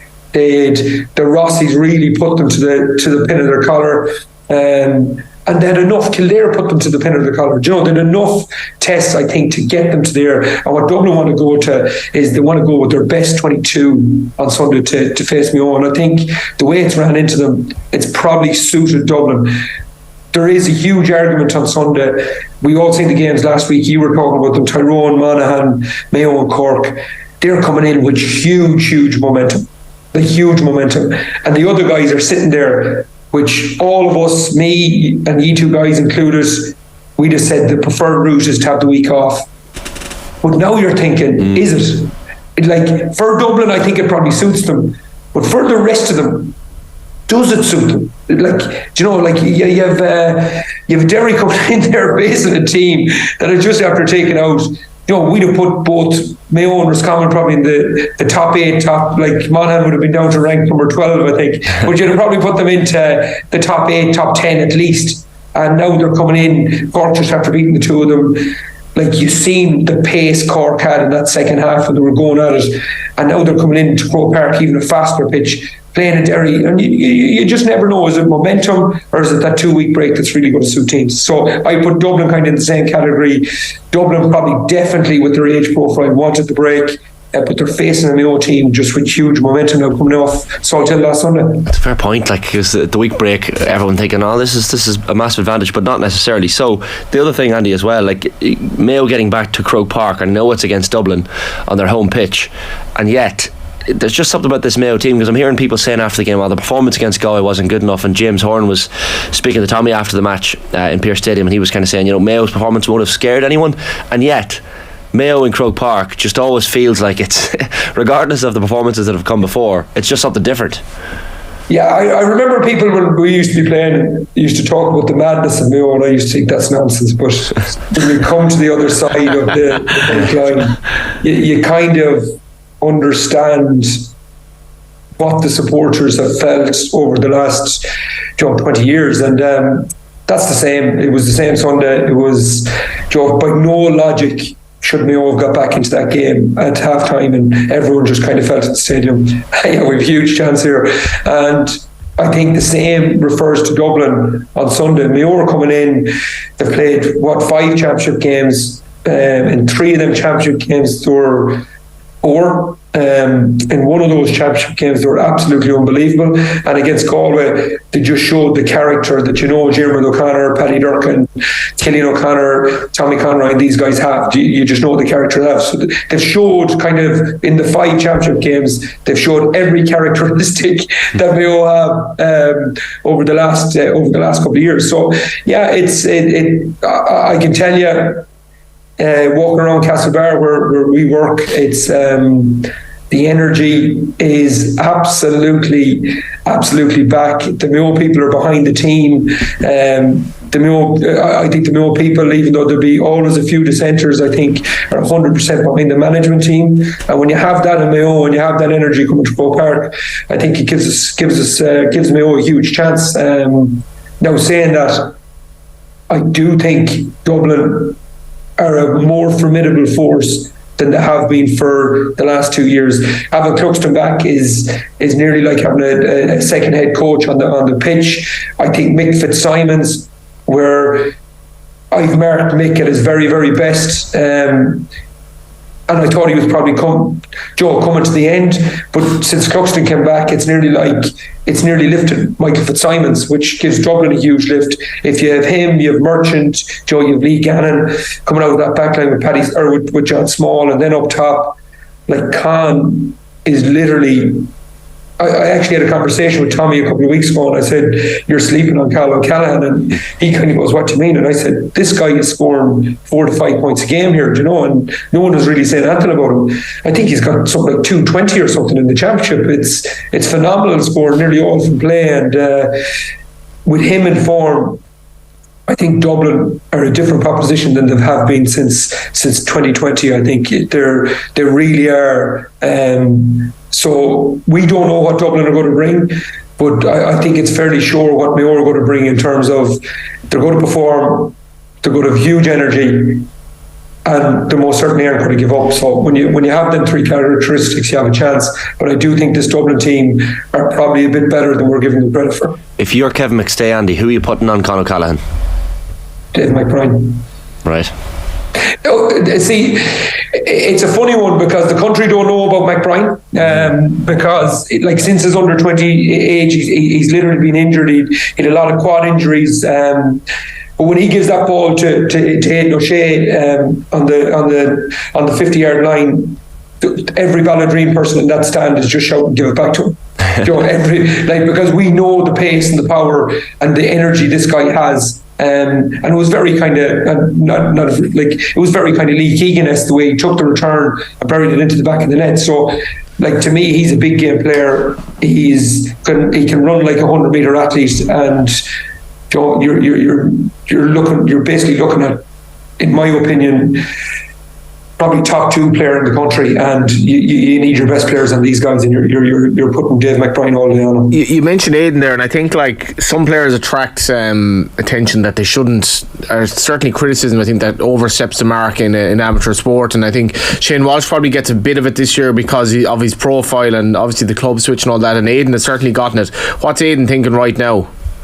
Oh, he's when you turn in your 30s, and Killian is a bit younger. Killian is about 31, and he's a bit younger. But the energy Killian had coming off the pitch the last day, I was actually on. It's amazing how quick time turns, and I was actually on the pitch after the game with my little boy Ollie, who's 5, looking for autographs of the Mayo players. So it's amazing how time turns. So I was actually on the pitch after the game, and Killian comes running off the pitch, and the energy that guy has, you have to put yourself into his shoes 2 weeks ago. There's half of him thinking, am I done here? Is my career over? And all of a sudden he comes on, kicks the point, the energy's back, the crowd is lifted. All of a sudden Kevin McStay and Rochi probably have faith in him. Again, the Mayo fans have faith in him, and all of a sudden his career now is nearly taken off again. I know it's only a week, but it's taken off again. And Aidan is the same. He's 33 years of age.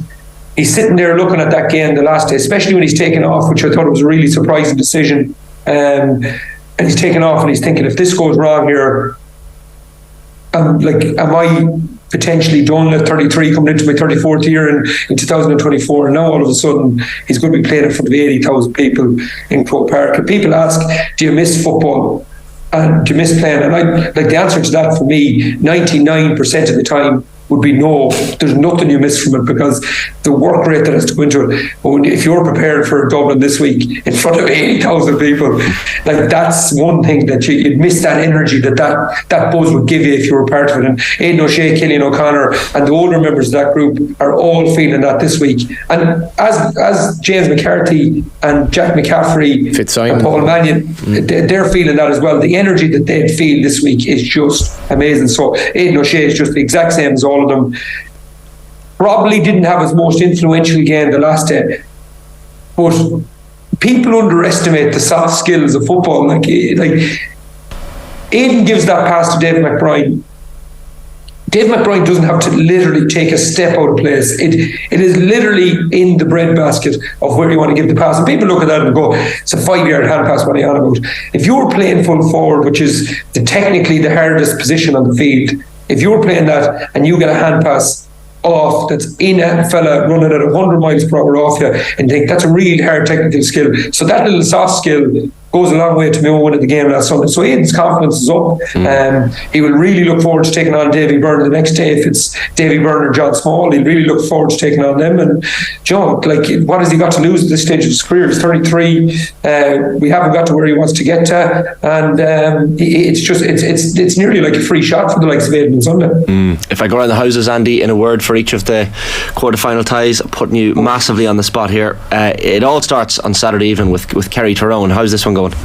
Well, the football pod has been absolutely horrendous over the last couple of weeks. I can't believe you're giving Tommy Rooney actually a shot at these power rankings. I don't know how he's getting airtime, to be fair. Yeah, the predictions have been so bad.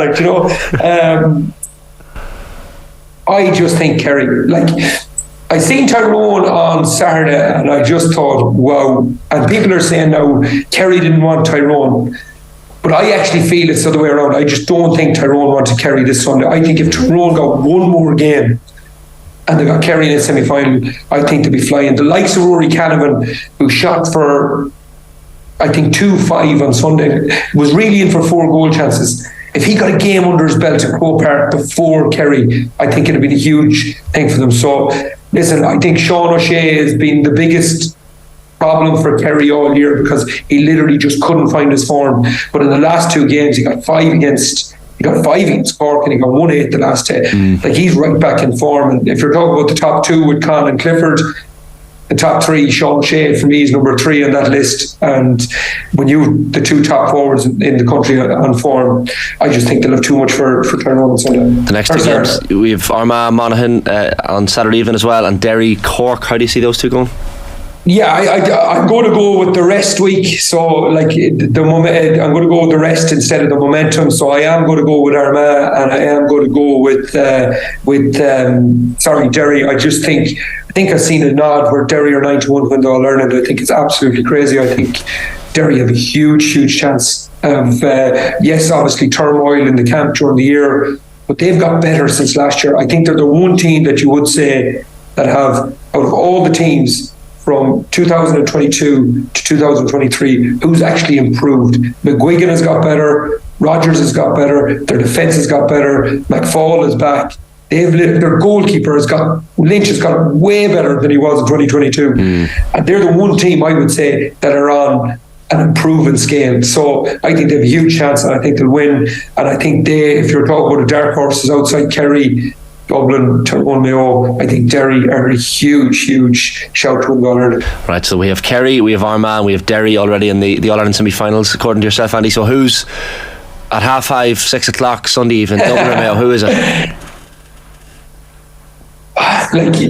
Head all day tells you Dublin, but I have to, Joe. You have to go. It changes a whole lot when a club guy is playing for the county. Literally, your support levels go literally through the roof because you're so proud of this young kid making an impression on the national stage. So, listen, I go for Mayo for the crack more so than Andy. The Division 1 winners. There's nothing at all. Mayo, this is a 50-50 game. Surely, at worst for Mayo. It is, but if you're talking, you're really talking about your logic, and you're putting pound for pound, player for player, how they've been playing over the last couple of games. We're just taking, we're taking Dublin against Sligo. We're not really rating that game, and we're taking Galway and Mayo. We're giving that huge rating, which is fair. But then you're not really taking into consideration how well some of the Dublin boys played against Sligo. So, to me, Mayo, I think it's 60-40 in favour of Dublin, but I think if Mayo can get Dublin into a battle, I think Mayo have a huge chance. So listen, I'm still going for Mayo. Don't be giving out to me. I'm still going for Mayo, but I think Dublin have literally every single player back. I think young Bugler, Paddy Andrews called Bugler years ago, because I remember asking him on the pod. I said, or I think it was off air at the time, and I just spoke to him, who's the Dublin forward that could make the difference?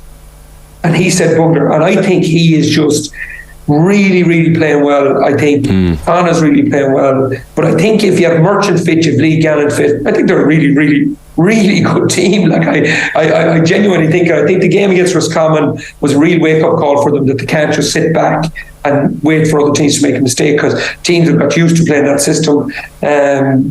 So I think there's going to be a real tight game, and I think Mayo have a huge chance.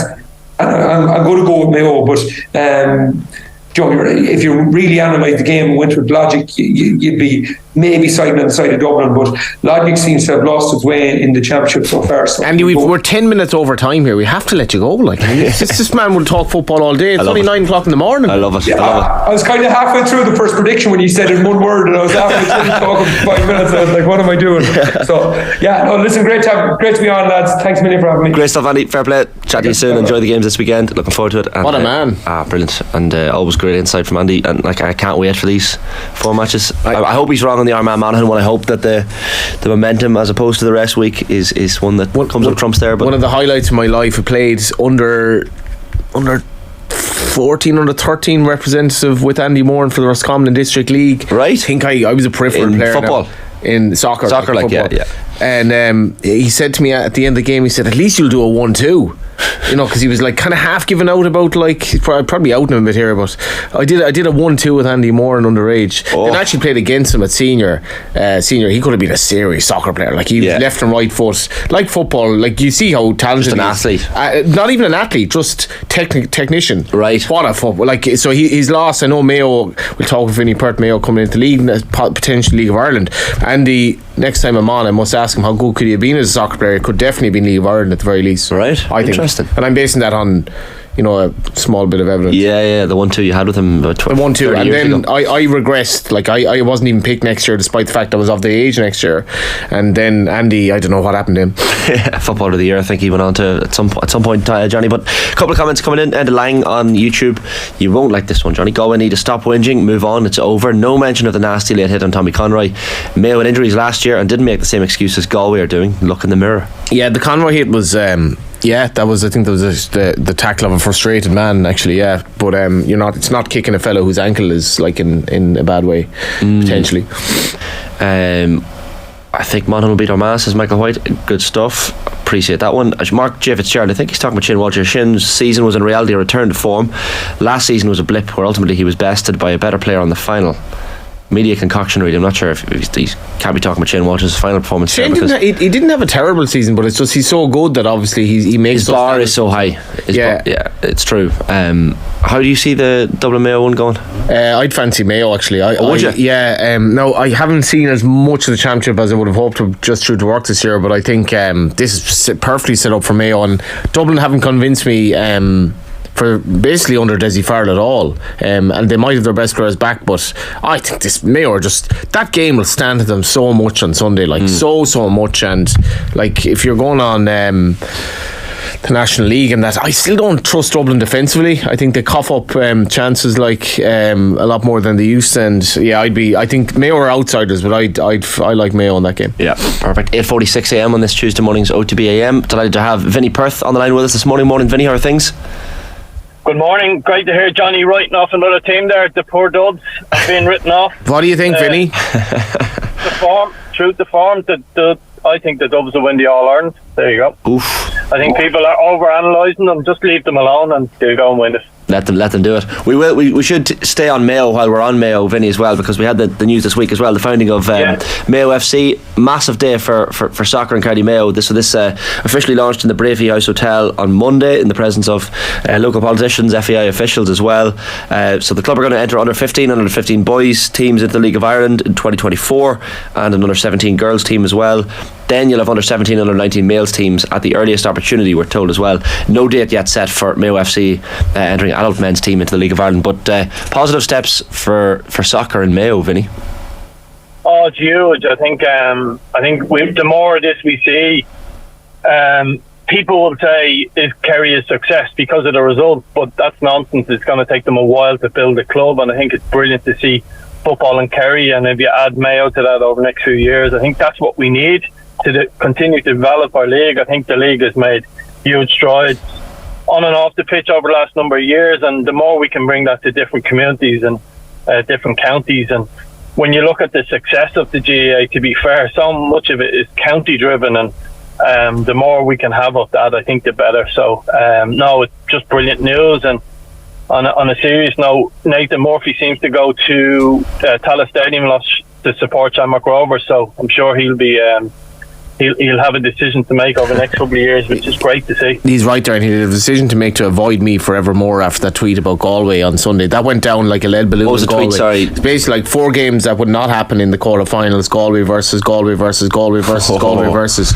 Yeah, it didn't go down well, Nathan. You'll don't turn up in Galway anytime soon. Basically, it's good though, Johnny, isn't it, for football? I mean, you've said this before, even Tipperary or Monaghan, areas that need something like this to happen as well. Nathan's dad, Mihal, like Nathan, obviously, like the thing Vinny's saying is true. Like Nathan finds it weird where his kids are wearing Shamrock Rovers jerseys. Like Nathan's dad, Mihal, was like a true Mayo football man, and Mayo has serious football players coming through as well. And I did a piece on Sunday in the Business Post just about like Shamrock Rovers underage. Marie Crowe was telling me this about her own son, that they're very, very happy for kids to play other sports as well, and I hope that'll be the case in Mayo, that the football and like the Gaelic football entities in Mayo will let kids play soccer as well, like Andy Moran did when he was younger, and let the kid see what he or she wants to do, because we're a sports mad country, and I hope in Mayo, like Mayo has serious soccer players coming through down the years, and I'm absolutely delighted for this to happen. Just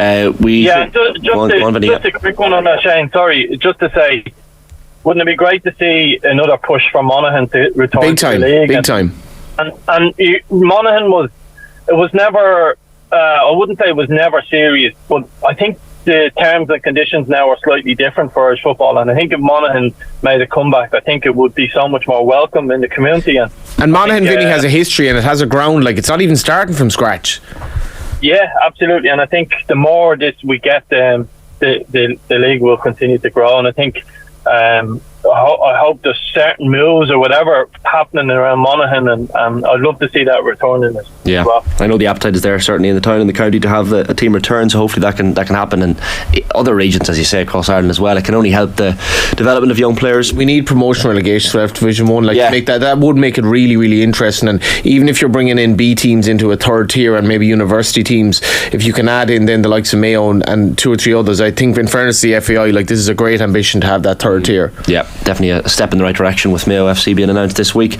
Vinny, you were in Tallaght Stadium last night. Shamrock Rovers 1, Derry City 0. The other game, of course, was the 1-1 draw between Dundalk and St Pat's. So Rovers extended their lead at the top of the table to 7 points now, ahead of both Derry and Pats. Derry marginally ahead of Pats, just on goal difference. Dundalk 3 adrift of Derry and Pats on 36 points and 10 off Shamrock Rovers. Is the league all but over at this stage? Oh, look, it certainly feels that way. I mean, I've said so many times, I think Rovers will win the league by plus 10 points, and that you may begin to stretch that out. I think we don't really have a serious title contender. I know people felt Derry are. I just felt it was too early in the process. And you must say, in defence of Derry, when I was sitting in the stand last night and I seen sitting close to me was Patrick McElhenney, Michael Duffy, Will Patching, and Colm Whelan has been out for the whole season effectively. So almost no team bar Rovers could survive without that. And if Derry are going to have a title push, they needed those 3 or 4 players to be part of it. So you would say the title race is heading one way as it seems now, but it's going to be a long way back for others. There was a spell last night where Pats were beating Dundalk, and they were the ones most likely to push them, which seems a bit strange. So it leaves a couple of questions in terms of how easy Rovers are to win this league, because they have had 10 games where they've drawn 7 and lost 3, which has allowed them a little bit of leeway that you wouldn't like. I think Shamrock Rovers will be a better team if somebody pushes them, and that's my concern at the moment. Can I ask you on this, Vinny, in terms of Europe? I was just watching the first 15 minutes last night, how open Rovers were in midfield. Really, they were really under the cosh without Gary O'Neill. Do you see them being a better team in 2023 in Europe than they were in 2022? I think that's to be. I mean, I made the point a couple of weeks ago, and not everyone agrees with it, that I think Rovers need to be a little bit more clinical at times. Okay, so what I mean by that is they've scored more goals than everyone else. So yes, they're the best team. There's no doubt in that. But what they've got to do is put teams away. And you go back to last night's game. it took them a while to get into. I think you've got to give Rory Higgins huge credit. I thought that first 25 minutes Derry were exceptional, and they put Rovers under a lot of pressure, and they were asking questions of the staff, and to be fair to Stephen Bradley and his staff, they made a slight tactical change with Sean Hoare and Sean Kavanagh, which tightened up the trouble Ryan Graydon was causing them, and then they took over the game. But the answer to your question is we're going to see, like, they probably had the toughest draw in Europe in many ways of all the teams, which is a bit ironic, but we've yet to see, and when I say more clinical, just to highlight that point, when they were 2-0 up against Boyle the other night, on Friday night, they had 3 or 4 chances to go and just finish that game and get rid of them, and they didn't. And like, even last night's game, there was very few clear-cut chances from both teams, and that in Europe you'll only get 1 or 2 chances, maybe 3, and you've got to be clinical, and that's my only concern about them heading into Europe. But that experience of last year will certainly help them. And once they get through that first round, I think there's another group stages in that team this year. You're speaking about Europe, Vinny. There was some interesting comments from Rory Higgins after the match last night, where he's talking about he's essentially calling for the league season to be extended. So he says teams competing in Europe are being punished by the summer schedule. He says the campaign could maybe be extended by a week or 2, or you could do away with the mid-season break. Does he have a point here? Yeah, I think now that everyone is full-time, I think the season should be extended. I was calling for that back in 2019. I remember playing, I think it was 18 games in 56 days. It is really, really difficult, but that's the price. That's the price you pay for a lot of rewards in Europe. Winning 2-3 games can be worth close to £1 million for a club. So there's yin and yang in that. There's no doubt the league should be extended now that all the teams are full time. Whatever about the mid-season break, what was good about this mid-season break is there was a real focus on the Irish international team, so therefore we would have got lost a little bit. So I'm not against the mid-season break. A lot of clubs do it and different things around international windows, but certainly extending the season. Derry looked short last night in terms of the squad. I mentioned the 3 players, and also that travel Friday, Monday can be really difficult for some of the regional teams. But they're full time, probably no real excuse. Build a bigger squad, he would say, all of them things. But there's no doubt he has a point made. But it is what it is, and it has been that for the last 7, 8, 10 years. So you got to deal with it. It's a funny one, Vinny, on coaching, isn't it? Like whatever Rory Higgins has had to go through personally, which really goes well beyond the words that I can muster up here. You mentioned those players. Like, Rory Higgins goes into this season thinking, right, this is my best team, and if A is injured, if you have those 4 players you're talking about, and like Conley at full tilt, they probably should be challenging Shamrock Rovers, and it just hasn't happened because they're not fit. Yeah, there's also some inconsistency with Derry when they've had close to full fitness as well. So, and that's because they're developing as a squad, and time is coming. So you look at Patrick and Michael Duffy, for example. Patrick McElhenney, there's probably 8 league titles between the two of them, sitting there on your stands and bench. And when games are tough, you need to turn to those players. Colm Wheeler is nearly a bigger one, Vinny, is he? Yeah, I think they lack, and it's not to be critical of McGonigal or Keane Kavanagh. There was a couple of times last night where the ball flashes across the middle of the box, and I think if you have a centre forward of note, he certainly makes a better run to create something from him. It looked like, I think, for all the possession last night, and he had a lot of it, and so to come away from Derry for a second, is that there's a lot of possession and passing for pass sake. I've mentioned this before, and you obviously watch the league really closely, Johnny, and probably don't agree with me, which is fine. But sometimes you got to have a bit of cutting edge in the final third, and it's wrong to take last night's game in isolation, but neither keeper made a real save of note in the game. Vinny, I had my match report written at 70 minutes. Like, I was like, Derry have not a hope in hell of scoring here. Like, they were literally creating nothing.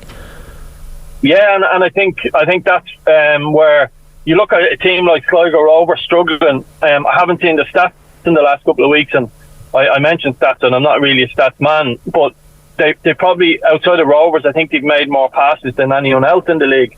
And I'm sure if you ask the Sligo Rovers fans, stop making a few passes around the back and get it into the box. And while that sounds old-fashioned, and I'd like to think I'm not, I think we've got to come up with a hybrid. And last night was a pretty stale game, and maybe that's more to the point of Rory's Friday, Monday, where you can't be too fresh. Rovers looked a little bit tired and leggy in the first 25 minutes, and the goal went their way. So we've got to see, like, look, you think of someone like Pat Hoban, he's a bit of a throwback to the old style sort of centre forwards, but we're probably lacking that, and Derry are most certainly lacking someone like that to put their chances away.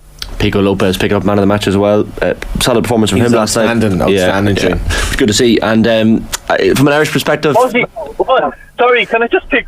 I was a bit. Pico Lopez has probably been the best centre half in the last couple of years. I know Connolly, but it's funny how, you know, we all have different opinions. Last night I just thought he was a little bit off for his highest standards, which is strange. But there you go. Is this the one-on-one with McGonigal, or? Well, yeah, there was a couple of instances he kicked the ball out play for a corner as well. He just didn't look settled as much as I've seen him before, and there was a little bit of that in the Bows game. But as I said, I think Pico Lopez has been a standing centre half for the last number of years, and he's a real organiser. But it's funny how people have different views again. Yeah, I just thought he was, I think, but he's fresh from playing Morocco in front of 50,000 people, and all the Moroccan, and like Vinny is right now. He kicked the ball inexplicably out of play, but I just think Rovers look so much better when he's there. There we go. Yeah. Solid. From an Irish perspective, Vinny, Nathan Collins and Darran O'Shea look likely for Premier League action next season. So Brentford, of course, for Nathan Collins, we're waiting to see. That is likely to be a record Irish transfer fee if and when it is concluded. And Darran O'Shea joining Burnley, and of course under the tutelage of Vincent Kompany, who was a decent defender himself back in the day. So two good moves. Yeah, you would say on paper they're good moves. My big concern about looking at the Irish squad coming out the last window is our next game in September. The challenge we have is, and it's part of Stephen's problem, is where do these guys go? Like Nathan Collins, we thought on paper was a perfect move from the Wolves last year. For whatever reason, change of manager didn't work out for him. So we have got a lot of players in that window of. So you look at Troy Parrott, what's his next move? What do Spurs do with him? Jason Knight is still at Derby, and we look in sort of green tinted glasses and we go, Jason Knight's a great player and he should be in this level and that one. Nobody's really come in from him, and you would imagine if there was good money on the table, Derby wouldn't turn it down from him. So we've got so many players that are at crossroads continuously in their careers, and it's a big sort of summer for a lot of Irish players. You look at Josh Cullen and people will say, what a move, he's now a Premiership player, Burnley's worked out for him. But how is that going to go from? So do Burnley struggle in the first couple of weeks, and do you take him out and go for someone more physical? So there's a lot of these moving parts, and a lot of our Irish players are in a sort of crossroads of where their next move is. So it's a really interesting watch, and I think we can only cross our fingers and hope that those moves go through, and the likes of Troy Parrott and Obafemi end up playing games of football and give the manager sort of headaches with first team players. Yeah, absolutely. Vinny, great stuff as always. Thanks a million for hopping on this morning. Cheers, thanks man, talk to you soon. Chat to you soon. 9:02 on this Tuesday morning at OTBAM, we should mention as well. Man City, of course, submitting a bid for Declan Rice from West Ham last night. That news, of course, to rival the Arsenal bids, and the Athletic reporting this morning as well. Spurs are closing in on a deal for James Maddison from Leicester. Clubs are still in talks, an agreement expected to be reached this week, so we'll keep an eye on that, of course, and hopefully get a deal or no deal episode in the books for you sometime this week to just push ahead with those transfers. Mason Mount to Manchester United being another that remains to be seen if it will go through. OTBAM with Gillette Labs, get the ultimate shave or your money back. Neon Night Edition available now. Here are some highlights on the OTB Podcast Network coming up for you across today. We've got the football pod with the lads digesting after the draw was made for the quarterfinals yesterday. Jamesy O'Connor as well, and Rugby Daily. After the break, we'll have the Cork senior football manager John Cleary joining myself and Johnny. First, Jamesy O'Connor was on last night's show talking Clare hurling. Back in a sec. the injuries are a concern, and we didn't have John Connell last year, and you know, he was sorely missed. Conor Cleary, obviously, I'd imagine he's a major doubt. At best, his touch and go, and he'll have obviously nothing or very little done. Conlon went off with a really bad knock. I'm hoping that he'll be okay. Dave McInerney's carrying a knock. Aidan McCarthy's a quad problem that doesn't seem to want to go away. Shane O'Donnell rolled his ankle, he came off. So we're going to need all those guys. Now I know Kilkenny have an equally lengthy injury list as well. I mean, given the players that weren't available to dirty for the Leinster final, Adrian Mullen and Mikey Carey cried off, etc. So both sides might be depleted, but Clare would need everybody, I think, to beat Kilkenny. And like, the one concern for me is that aerially, Cleary, we need Cleary back there. We don't match up well with the threats that Kilkenny have, and there was an element of Kilkenny maybe going back to old school values and Route 1 with the players they've got. They're not prepared to lorry it high, and like, whether it's TJ, whether it's Walter Walsh, whether it's Owen Cody, they're all good in the air, they're all able to win their own ball, and we're not blessed with, you take the weekend, Darran Lohan made his championship debut, but Shane Morey, Paul Flanagan, Rory Hayes, none of those guys are 6'3". You're listening to OTB AM. Toe pocket goal! Ahead of this summer's football in Australia. We're going to Australia. It's what dreams are made of. We'll be hosting a night of celebration for the Republic of Ireland women's national team in partnership with Sky, and it's coming your way on June 28th in the Mansion House in Dublin. What a moment for the Republic of Ireland. We'll be joined by the full squad. I don't know what we've just done. I did believe we could do it. As well as some other great guests as we give the team a night to remember. Emma Byrne is in tears. I can't believe it. We've finally done it. Tune in to all of Off the Ball's channels for a chance to win tickets to this exclusive event. Sky, proud primary partners of the Republic of Ireland women's national team. Outbelieve together, and we can go anywhere. They are going to the World Cup Finals. OTB AM with Gillette Labs. Get the ultimate shave or your money back. Neon Night Edition available now. It's 9:05 on this Tuesday morning's OTB AM. Delighted to have you with us as per usual here until 10 o'clock with myself and Johnny Ward. Delighted to welcome to the show this morning the Cork Senior Football Manager John Cleary. Morning, John, how are things? Good, thanks, Shane. Good, very good. Thanks for hopping on. It is very good, I'm sure, after the weekend's result. I mean, 74th, 75th minute, I don't know what's going through your head, but when Roscommon are holding on to that ball, John, you must be thinking, this has either extra time or a Roscommon 1 point win written all over it, but you managed to get the ball back one more time, and the rest, I suppose, is history. Yeah, absolutely. Yeah, it was really a roller coaster there in the end. They had the ball, we had the ball, they had the ball, and I suppose you were half looking at extra time, but look, we know from the past few weeks there, these games go right down to the last kick, so that's what actually happened the last day. So we were delighted to come out on the right side of it. Other times you mightn't. To have taken these scalps this year as well, it feels like you've come a long way as a team since the game against Dublin, say for example in the All-Ireland quarter-final, like an 11-point defeat. It just feels like this is a completely different, experienced Cork team that have taken a couple of Division 1 scalps this year. Yeah, absolutely. I suppose, look, last year wasn't the best year, and there was a lot of reasons for that. I think, just starting off, we was coming out of COVID. There was a new management team in, and lads, we just couldn't get off the ground. Remember at the start of it, even getting together, we couldn't be in the same room together. The first matches we went to, everyone had to drive separately, so it was very, very hard to get the whole camp going and get across what everyone wanted to do. And 3/4 way through the league, we were really struggling, and then manager Keith got sick, and but for the rest of the season it was a case of just trying to steady the ship. And we even though we got beaten by 10 points by Kerry, we felt we competed with them in the championship for 45-50 minutes, and the same with Dublin. And I think last year, even though we were well beaten, coming away from that, there was a bit of hope there that if we could get a big off-season, good pre-season, and hit the ground running, that we could make progress this year. And I think maybe that's what's happened this year, really. I think you spoke after the game as well, John, at the weekend about the occasion and how Cork football fans have been missing those kind of occasions, and when you have like 15,000 odd people in Páirc Uí Chaoimh with an atmosphere like it was brilliant to see. And not only that, but on the pitch as well, you go 7-3 behind, you come back from that, and then when Roscommon comes storming back from 5 points down to equalise and all the momentum is with them, you must be impressed by I guess the mentality of your team that you managed to still squeeze it over the line. Yeah, definitely. Look, I think we had a good league.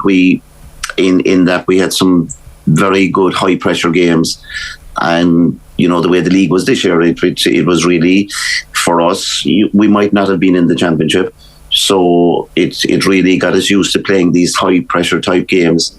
And I think then when we did qualify for the championship, I think we were a bit battle hardened and ready to go, and we knew that if we got into these close matches and under pressure, we had the experience there with this group of doing that in the league. And look, every game that we've played this year in the championship has been a one-score game. So that's coming down the stretch. We have that bit of experience. Didn't go for us against Kerry, but look, we had got over the line against Louth and Mayo and against Roscommon the last day. So I do think what we went through in the league has definitely helped us.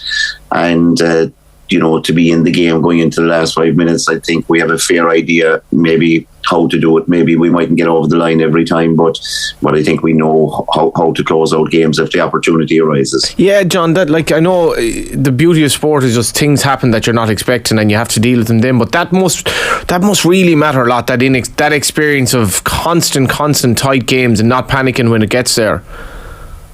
Yeah, I do think so. I think the games we lost this year, against Louth and against Meath in the league, against Dublin, against Clare in the championship, they were all close games coming down the stretch, and we didn't get over the line and we didn't manage them well. So I think we sat back and looked at the learnings from that, and I think we've put them into play there in the games that we have closed out. So in this championship, it's a game of inches. We see all the games the weekend came down to the very last play, and in a lot of cases the weekend before exactly the same. And so we're just trying to envisage that before we go out to keep ourselves in the game there right up to the last 5 minutes, and then try and put the experience we've had there into play. And look, sometimes it works, sometimes the other team has the same experience and we don't get there. But at least if you put yourself in that position, you have a chance, and that's all we ask the lads, to put themselves in a position to have a chance going in down the stretch. And sometimes it works out, sometimes it doesn't. And look, the last couple of days we've had the bit of luck in those situations. It's a long way from Killannon to Cork, so what's the crack with Kevin Walsh? Yeah, look, Kevin is a great coach, and I suppose, look, when I was appointed last year, I picked up the phone to Kevin and we just developed a relationship over a number of weeks, and then thanks be to God, he agreed to come on board. And a number of weeks, so it took a while. Well, I suppose, look, I'd say he was always mad for road, and he has proved that since. But logistically, he had to get maybe one or two things in order, and once he did, the football part, I think, as anyone that knows Kevin, is what he's excellent at and what he's very good at. And once he was on board, it was hook, line, and sinker, and he's made an enormous contribution to our setup this year. Yeah. How so? I suppose he has his own unique way of coaching. He has his own unique way of getting his message across. He's very good with the lads. I think everyone has bought into him. He's a very affable, personable, people's person, and when he needs to crack the whip, he does. And he's just blended in with the group excellently well, blended in with the management group excellently well, and for all those reasons, look, we're delighted to have him on board, and I think he has made an enormous difference, an enormous contribution to our setup. Feels like, John, strength and depth and having a depth of talent on the bench is crucial to take that next step that you guys seem to have taken this year. Like, even look at the team at the weekend. Kevin O'Donovan scores the winning point, comes off the bench. Connor Corbett with the only goal. Chris O'Jones scored a couple of points, I think, as well when he came off the bench. And you've mentioned the league a couple of times as important in developing players. I think you used 27 different players or gave them game time, certainly over the course of the league. So has that been a priority for you from the start of the year to develop that strength and depth a little bit? Oh yes, absolutely. I suppose, look, when we sat down at the start of the year as a management group and looked at our programme, we realised, look, it was from the 1st of January, it was McGrath Cup, the league, into the Munster Championship, into the All-Ireland Series. And, we realised there that there was going to be probably injuries and loss of form and different things along the way. So we needed to have as big a group as possible. And that's what we set out to do. Now, that doesn't come with its difficulties as well, in that you're trying to keep maybe 27 or 8 maybe players or up to 30 players happy, and a lot of them maybe not getting game time and getting frustrated. But in fairness, look, the lads have seen what we were trying to do, and they've, some lads haven't even got game time yet, and they've put in an enormous effort. So that's what we had looked at the start of the season. We're going to lose players along the way, and we felt we had this a good panel and a pool of players that needed to come in if needs be, and that's what's happening at the moment. As I said, we have a few injuries, and the guys down along the line, they're getting the reward now for the huge effort they put in all the winter really and the spring, and I think any team there, particularly when we had to go through the preliminary quarter-final 3 weeks in a row, is fairly attritional. So you do need a panel, and guys are stepping up to the plate for us, and thanks be to God that's happening, What's it like at this stage, John? Because the S&C, all the fitness work, presumably, that you've built up your reservoir here, but what's coaching like in the madness of this kind of schedule? Well, I suppose it's really tweaking from week to week, and we have things we want to do, and some things work out and some things don't, and we just have a look back after the Sunday, what has went right, what has went wrong, the things that have went wrong, we try to work on them again for the next weekend coming. And it's fairly hectic, all right, because we had only a 6-day turnaround last week, and so it's not easy. But having said that, look, it's the same for the opposition, and at least we were at home last week, which meant that if we were away, it meant travelling on the Friday. So all that small thing might have made the difference in a 1-point game last Saturday. But the games are great, as players like to play games, and once it's the same for everyone. Possibly a small bit different now this weekend, in that we're third week in a row. Their reward for winning their group, had a week off last week, and it'll remain to be seen now for the weekend what advantage that will be for the teams that made it straight into the quarter final. But it is hectic. You go back the first day, you look back at what you did the week before, and then it's head down to prepare for the next opposition for the next few days, and you don't get an awful lot of time in that. You don't have the players all day every day, and you just get the couple of hours couple of times a week, so you've got to cram everything into those few hours. But it's hectic, but it's enjoyable if you're winning. You have had a couple of injury concerns as well, Johnny. No, Brian Hurley, for example, Cathal O'Mahony, Sean Meehan, and Brian Hurley, I suppose, being one of these injuries that really hits your forward line, but of course at the weekend you still managed to perform and put over good scores. Will Brian be back for the weekend, do you reckon? How's his hamstring? Yeah, that's 50-50 now. We'll go into training now and see what the medics say, see what Brian says himself. So look, we really won't know until the end of the week, really. Do you lads there's a lot of talk about the provincial championships, and I know Cork haven't won. Well, next year I guess will be 12 years since your last Munster championship. Is the focus now completely switched away from the provincials to I guess the league and the All-Ireland series? I'm not so sure. We took them as we had 4 competitions this year. First one was the McGrath Cup, and when you're in that, you're taking it seriously. In the league, obviously, was very serious because your championship dictated that. But after the league finished, we really concentrated on the Munster Championship because we just wanted to make sure we were in the Sam Maguire. It didn't go for us. We had a poor result against Clare, and it left us scratching our heads for a few weeks to know where we were going to end up. And we were looking at games around the country at that stage. And look, thankfully we made it into the Sam Maguire then. But I think we were taking the provincials very serious. This year we were very disappointed that we didn't get to a Munster final, and so I think from that point of view, and we would always love to be playing Kerry. We were due to play them in Killarney this year if we got to a Munster final, but that didn't happen. So I think definitely there has to be a place for the provincial championships, but whether you keep the same format going forward, I'm not so sure, because game after game after game, every Sunday something has to give, and I think things need to be tweaked a small bit, and particularly at this time of the year, if you could get even an extra week between games, I think the quality might be better. I think it would be easier on amateur players as well, but I think overall the system, I think, is moving towards maybe what should be ideal, but I possibly not there yet, and I think definitely a bit of tweaking needs to be done with it. Just funny for me, John, I remember it's 10 years now since Galway played Cork. Michael Meehan scored an unbelievable goal, and it was kind of a sporting tragedy that Michael Meehan didn't win All-Ireland with Galway. I think that was his last championship game.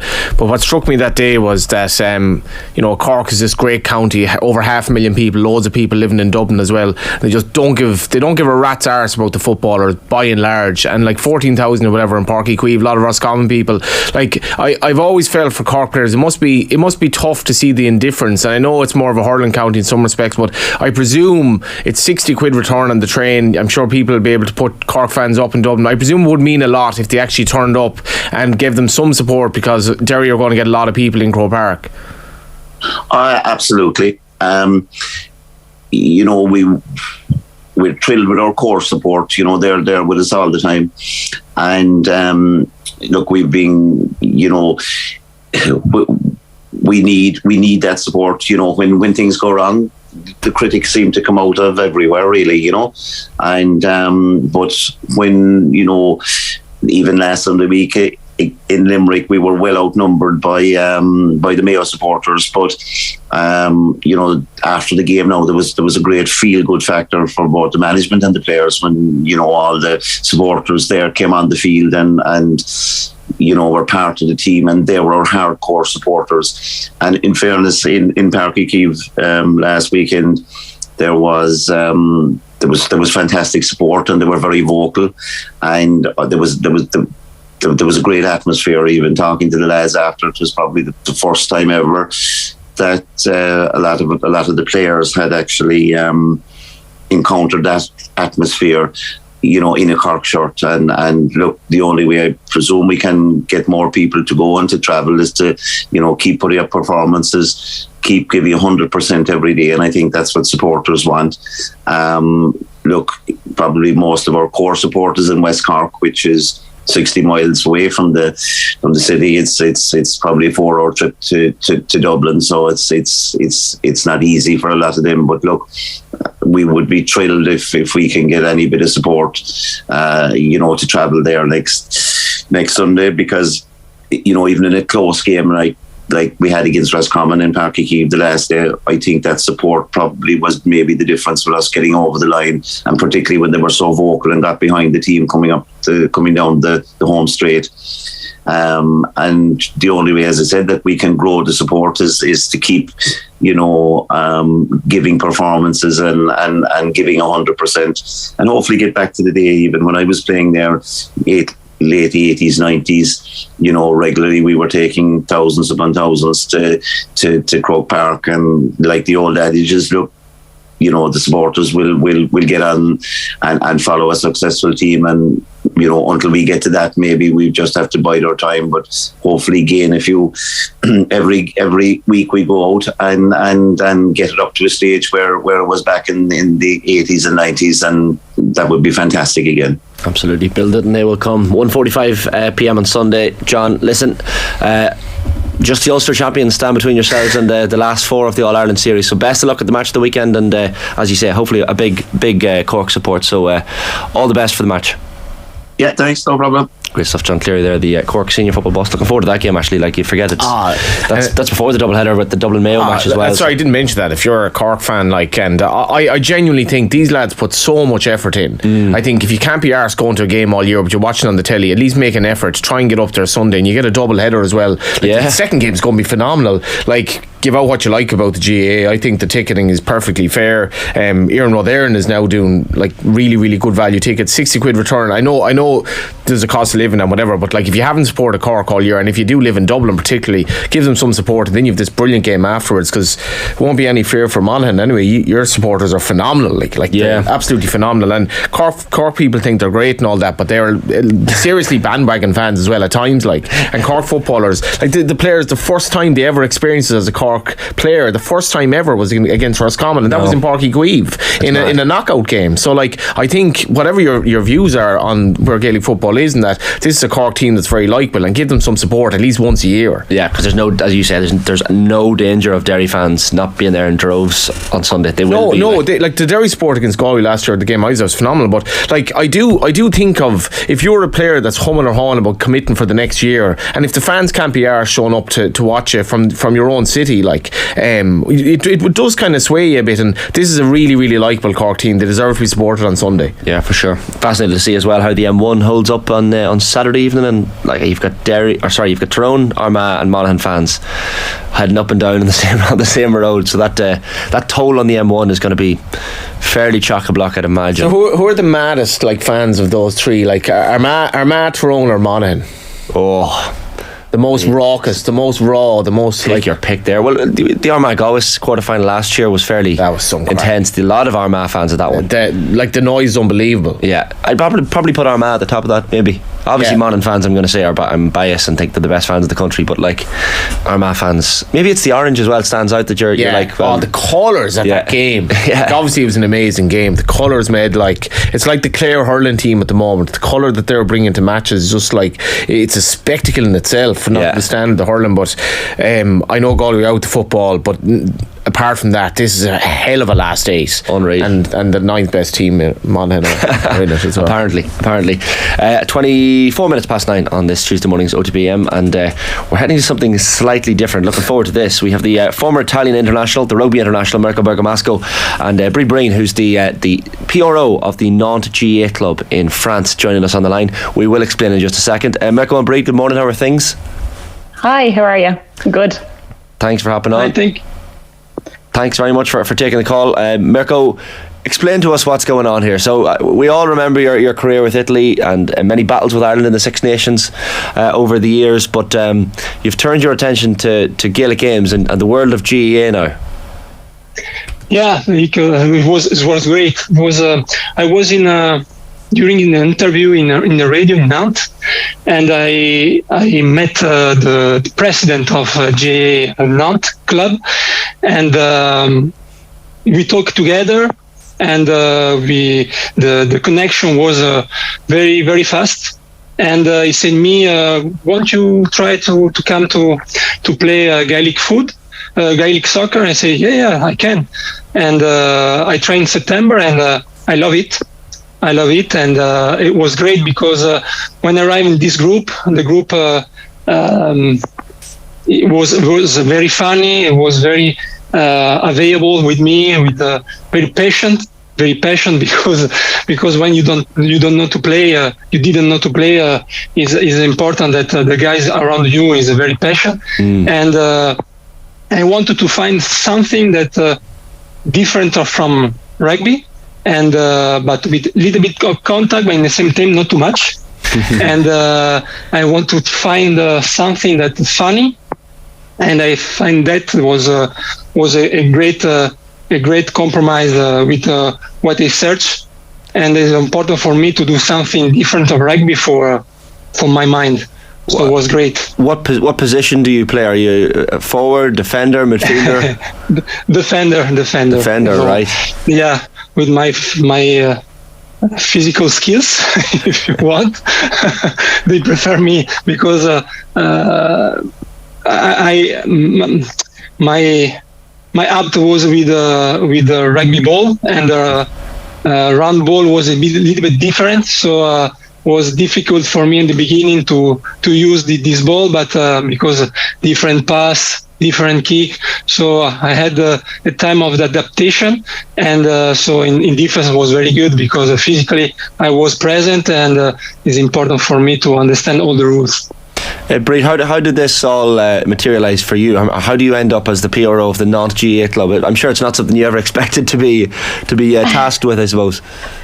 No, I actually came over about 8 years ago, and initially was just supposed to stay for 8 months. So I've been here 8 years, and I actually joined back in 2016. Just joined the Gaelic football team because I was kind of missing a little bit of that camaraderie and having teammates and having something to do kind of outside of just going for a run on my own. So yeah, and I avoided it also just because I was like, I need to improve my French. I'm going to only see Irish people on this team. I won't speak any French. And then I was like, look, I'll go.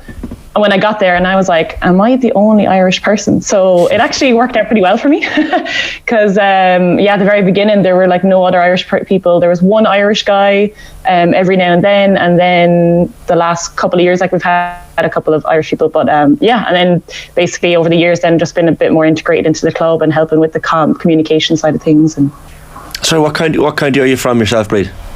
I'm from Wexford. Oh, right. So obviously the football side of Wexford as opposed to the hurling side. Or a bit of both. Bit of both. Breed is can Mirco play hurling maybe next week? We can add that in. Breed, you've actually modelled your hair on Mirco as a player as well, which is phenomenal. Yeah, I literally was thinking that myself. They're going to think I'm copying him, but what was your thought process when you heard this is going to happen? Mirco, Bergamasco, everyone I'm only a floating rugby fan vote. I know Bergamasco. Everyone in Ireland knows Bergamasco before he became Irish. Yeah, totally. When Matthew, our president, when he came to training, he was like, I think I was speaking to Mirco, and he really hit it off, so he might be coming next week. And then we were all just like, what? This is pretty cool. And it's been great having him a part of the club, and I have to say having him a part of the club has helped us as well get the club known within Nantes, and so and I'm glad that he's really enjoying it because it's I love Gaelic football. I love the cardio behind it, love the bit of ruggery I get beside it as well. Mm-hmm. But yeah, it's mad, Mirco. So you would have played some club rugby with Stade Francais and Racing Metro in France, so you're well used to being in that region. But this is so random. I can't get my head around this. So is it just, are you keeping up your fitness? Or is it that you want to get to a certain level of Gaelic football, or what's your ultimate ambition with it, I guess? No, I like to try the other sports, and there was a case that I find the President Matthew during a radio interview, and I want to try that. I want to try and enjoy that, and enjoy when I did my first training was amazing, and I'm 40 years old, so I need to stay fit because I'm coach. So when you're a coach, you have to show your player that you are fit too. And when you ask to your player to stay fit, to stay focused on the rugby, on his skills, on all the things you answer to the player. You have to show the example. So I wanted to find something different, and when it was in other city, I try other things like Spartan race. So I don't know. I play tennis or other things. In Nantes, I find this fabulous sport. So if the first time I didn't find a great this sport, I didn't do. So for me it was easy. I want to try, I enjoy, I continue, but in Nantes is easy because the group is great. is a great group of friends that play together, and all the guys and girls are available with everyone. You can talk easy. You can ask. The guys answer you when you don't know the rules. The guys explain exactly what is this. So it's too easy. So it was just funny to go every time in the training, and it was great to play a championship during the year. So it was simply great. Are you a bit different, Mirco? Because I think you've played a bit of rugby league as well. I think you've been. Am I right in saying you've been vegan for the last 10 years, which mustn't be that easy in France, and you're also involved in animal rights stuff? Yeah, it was very easy for me, but vegan is not something very difficult. When you understand what it is, you find everything you need for the competition during the day in your life, and maybe you're the first vegan Gaelic football player ever, actually. I don't think so because there are many sport guys that is vegan. Sometimes you don't know because they don't say, but you have a lot of guys in the team in Nantes. You have a lot of vegetarian, so it's not far, and so it's great. And when I saw that I think you have 10 people in the team, boys and girls. You have 10 guys that are vegetarian. Wow. So I think if you ask in Ireland to ask some player, I'm sure they are vegan vegetarian.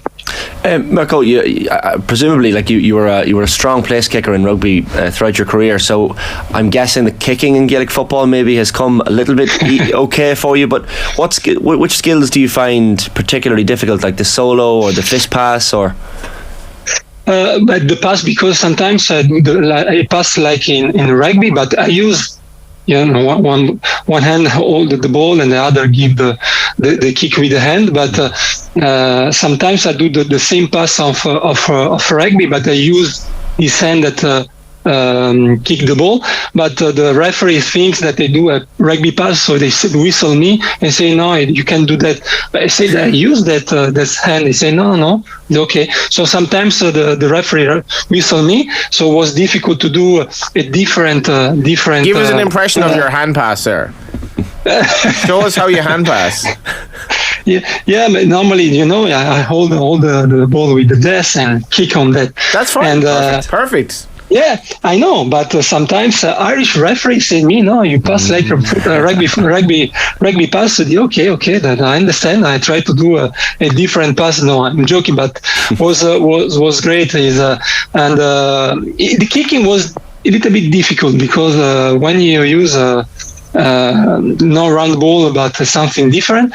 My power when I was a rugby player was kick the post, so the ball was on the ground and kick the ball, so it was easy. But when my body was in the movement, is a little bit different for me. So not in rugby is the same. Was the same. I was not very good in the kicking the movement. So in Gaelic football, I had some difficult on that. On the beginning, after in the end of the season was much better. Well, you'll get used to it, no doubt. Breed, so before we let you guys go, the Nantes GAA club founded in 2006. I know you guys would take part in European games. I think there is a tournament as well upcoming in July in Owenbeg and Derry. So, do you guys partake in all these tournaments across the continent, or how does it work?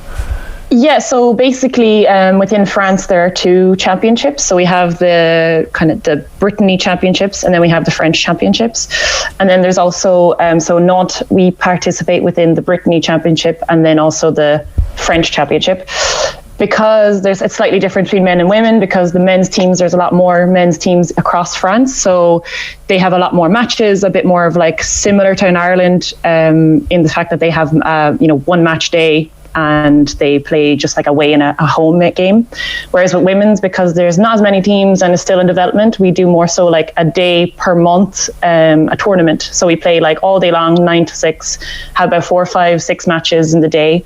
And so we've been, every year we have those championships, and then we also literally 2 weeks ago, the club in Nantes, we actually had our French championship finals take place in Nantes. So that was like a big feat for the club because we were welcoming like 500 players plus supporters from all over France, and so we had 3 different stadiums, like pitches, and so we had to like get in, like we had like Irish dancers come, and we had like Irish music, and had those tournaments all day long. So that was like a big thing for the club, and so that was amazing. And then actually there's about 20 or more players who are actually heading over to Owenbeg for the World Games from Nantes. So that's pretty awesome. And there's a few girls who are and a few guys on the Brittany team, a few of them on the French team. And then actually some of the girls on our team kind of formulated a team with some girls from other clubs to be the European team. So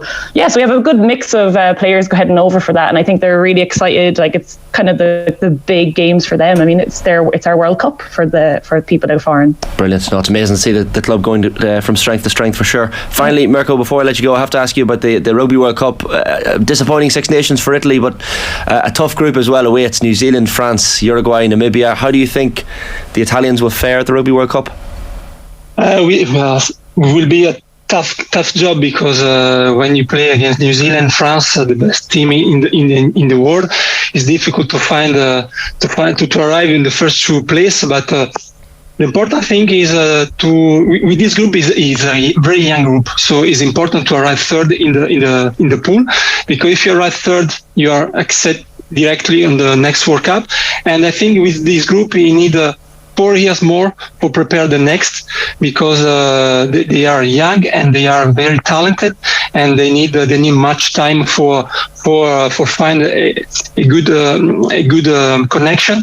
And I'm sure that in 4 years will be a very different form today. But the important thing is Uruguay and Namibia is not easy. But the group of Italy today is very strong, so I think this 3rd place will be a great result. Absolutely. Well, listen, Mirco, keep going with the Gaelic football. We'll follow your journey and your story, and with Nantes as well. Breed, thanks a million for hopping on, the 2 of you this morning. And thank you. Brilliant stuff. Thank you too. Thanks, guys. Chat to you soon. You too. Mirco Bergamasco and Breed Breen there from I tell you one thing, Shane, Mirco's not having Shane Wallace kicking that missed free out of his hands. Mirco's like, put the ball on the ground, have the wind, I will score this, and Galway are through to the last 8. But Mirco wasn't in Pearse Stadium on Sunday. Maybe we'll see him in Croke Park yet if he keeps climbing the ladder. He's only 40. He's still a young man. What a character! Like, brilliant, an absolute legend. Yeah, it's amazing to see it. And as Breed said, like, such a boost for Nantes GAA club to have someone like Mirco with his profile to kind of come on and do interviews like this. You show up at training and you're like, that's Mirco. Yeah, I think you're like telling the lads in the WhatsApp group, and they're like, never guess who's joined whatever.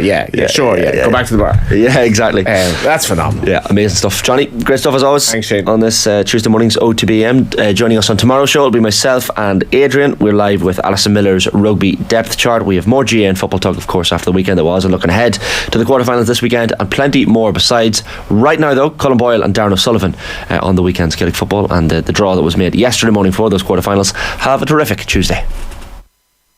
It's fair to say, but we did have a double header at the Gaelic rounds. Clare 5:26, Dublin 2:17, and then Galway 1:20, Tip 1:18. So our semi-final lineup looks eerily similar to last year. Once again, it is Limerick Galway Saturday week, and then Clare Kilkenny will go again on the Sunday. Very happy to say Jamesy O'Connor, All-Ireland winner with Clare, is with us. Jamesy, hello.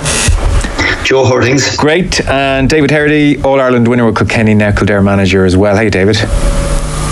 Joe, how are you keeping? Yeah, very well. 2-point winning margin for Galway, Jamesy. I think that flatters Tip. So flat, so disappointing. Yeah, I mean, it was a game, Joe, that, we were all really looking forward to. There's been nothing between them over the years, and, you got the sense after the score that Tip ran up against Offaly that they were really going to bring a stiff challenge, but it never materialised, and Tip were so flat, so poor up front, so bereft of ideas that I'm sure Liam Cahill and Mikey Beavens this morning are just scratching their heads trying to figure out where it went wrong. there was, I think they scored 3 points in play in the first half, 7 in all, and they were lucky, as you said, to be just the 3 points in arrears at half time. Conor Whelan obviously blew a great goal chance. I mean, credit to Reece Shelley. I mean, he pulled off an unbelievable save. He was brave. He made himself big, but he knew very little about it. He won the leg and looped over the bar. So that would have certainly been a better reflection. The gap that seemed to exist between the teams at half time. But I mean, Galway shot 18 wides, I think. Yeah. Keenan Fahy had another goal chance late on to put the game away. And against Limerick, obviously they won't be able to be as wasteful as they were, but they were the better team by a mile. Henry got his tactics spot on, and Tip just really failed to deliver the performance we all thought was coming. David, on the tactics that Jamesy mentions there, Shefflin spoke after the game, and he said that with a view to the game, the Galway setup and the Galway attitude was, first of all, don't concede. We're not conceding goals, and then make it a bit of a fight, was what Shefflin said. Show them that we're up for this, that the Leinster final hasn't broken our spirit anyway. A bit of grit was the phrase he used. That sound like the Shefflin you might have known once upon a time? Yeah, and we spoke about this the last day, that I was very impressed the way he spoke after the Leinster final. Like, it's very easy coming on and look completely dishevelled about what's after happening, especially when the game was there. You just had to clear one ball and you've won a Leinster title. But he came straight away on and he was very, very positive. I can imagine he went back and he was there. He led exactly like he would in the dressing room and led them to kind of believe that, again, it wasn't the 3 games. Everyone spoke about Galway now have 3 games to win All Ireland. I'm sure they went back and they focused. You've 1 game to win, and then we'll take on the next game again. And they brought out he was very clever as well. Keep the camp very happy. He said that he played a challenge match against the Clare subs on the Friday night, rested up the lads who played in that Leinster final, and he has a happy camp going into it, and they played extremely well. I'd say he looked exhausted after the game, because I'd say, you talk about there, he's such a consistent player when he played in his own days, in everything that he did in his performances throughout the whole game, even when he was with kind of Ballyhale as manager as well. Like, they were so consistent. They've obviously won 2 All-Irelands. I think he won every single league club, Leinster and All-Ireland with Ballyhale that he took on, and now all of a sudden he's with a Galway team that, even when they're 8 points up, when they're 12 points down against Dublin, they can come back. When they're 8 points up against Tip, they nearly blow it. So I think he's just waiting for that one performance when they can get like 70 minutes out of themselves and just really see where they're at. Yeah, James, he's not the first manager that's trying to imbue Galway with some consistency. So easier said than done. But in fairness to them, they turned up, and you get a real sense now, not least because it's Limerick in a semi-final, but also because they really should have put Tipperary to the sword and much earlier in this game. They'll be going in there feeling very much as underdog again and with a lot to prove. I don't really know what you're meant to do when you've been wasteful, Jamesy. It's not like any forward goes out to be wasteful. I mean, here lads, next time finish the chance doesn't seem like the most helpful advice. No, and I mean, it's a bigger issue if you're not creating the chances, Joe. And I mean, Tip couldn't seem to get Jake Morris on the ball at all early on. I mean, Anthony was 50-50, and the really impressive thing from, I suppose, Galway and Henry's perspective was how sound and solid they were defensively. I mean, obviously the goals they conceded in the Leinster final, you could have driven a bus through the heart of that Galway defence at times, and obviously they were keen that whatever else they were going to be hard to break down. And effectively, it seemed as if both teams kind of had an extra defender at the back, and Colm Mannion sat really deep. I mean, I was sitting kind of just on that kind of 45-metre line, and at times he was nearly playing just behind the half-back line. He'd taken one side of the field away, and he got on an amount of ball, and he's the guy you want distributing, because more often than not he'll make good use of it. Why did no one spot that and say, let's sit in Mannion for a few minutes and take him out of the game in possession? Well, I think again, like Tip probably had their own concerns at the other end. I mean, I thought, for example, in Ennis, like when Clare ran at that Tip defence, they caused them real problems and looked like they could get goals. Cork looked like they could get goals. I mean, Ronan Maher, I mean, a lot of the other defenders Michael Breen has paces, but outside of Carl Barrett, you just sense Brian O'Mara isn't exceptionally quick. They're good hurlers, really good guys on the ball, and good coming forward, but not blessed with blinding pace when they're at it. And Barrett, to me, didn't look either like he was 100% fit. I mean, certainly he didn't hit the levels that he, you'd normally expect from him. So I think Tipper and Liam were probably, quite happy to have that kind of extra defender, that safety valve at the back as well. But that's grand when you're ahead. It's a different story when you're chasing the game, and that's why, definitely I thought the Tip had to try to do a better job of engineering more space up front. And it was really, as I said, only late on, Joe, when they started getting some ball into Jake Morris, he won a couple of frees and he was held scoreless and he's been their best forward all year, that they finally started to kind of get some kind of traction up front, and the goal gave them a lifeline that they didn't really deserve.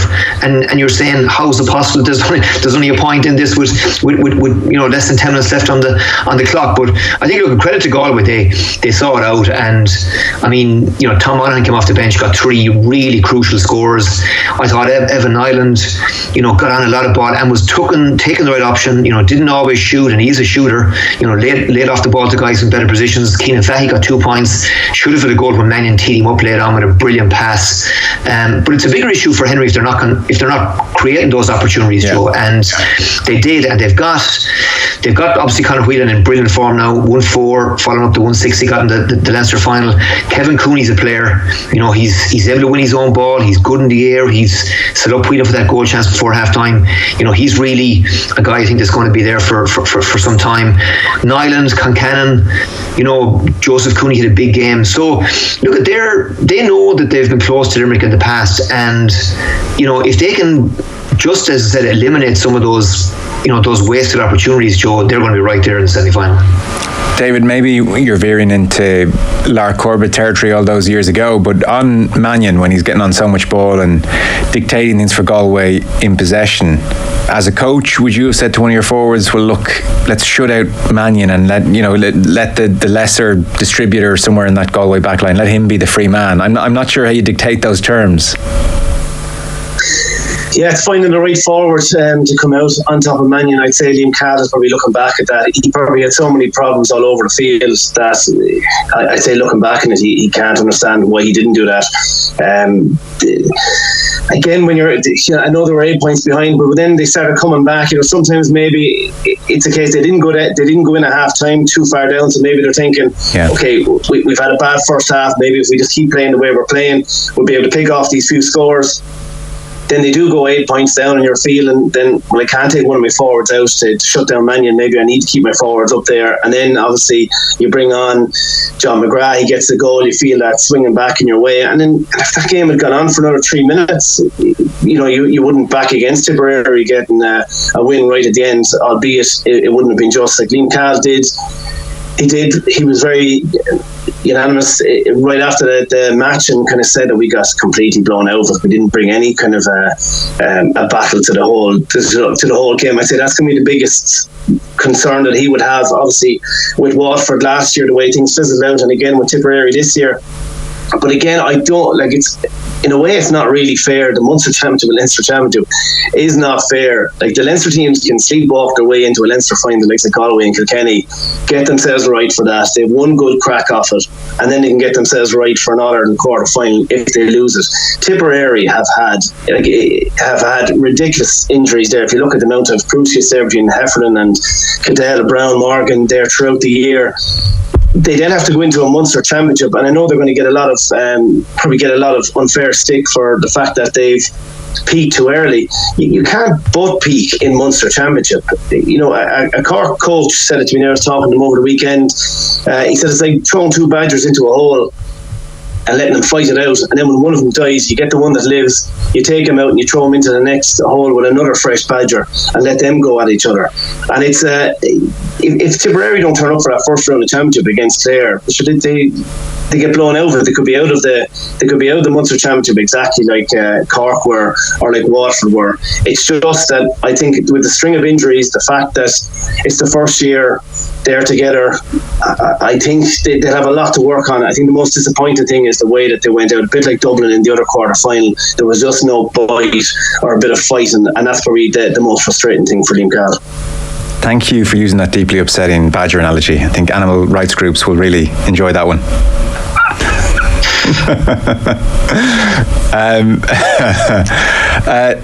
There was a point you made there about the peaking, which is so interesting, because Liam Call's getting it from everyone, David, and I guess you're at the business end of trying to prep a team.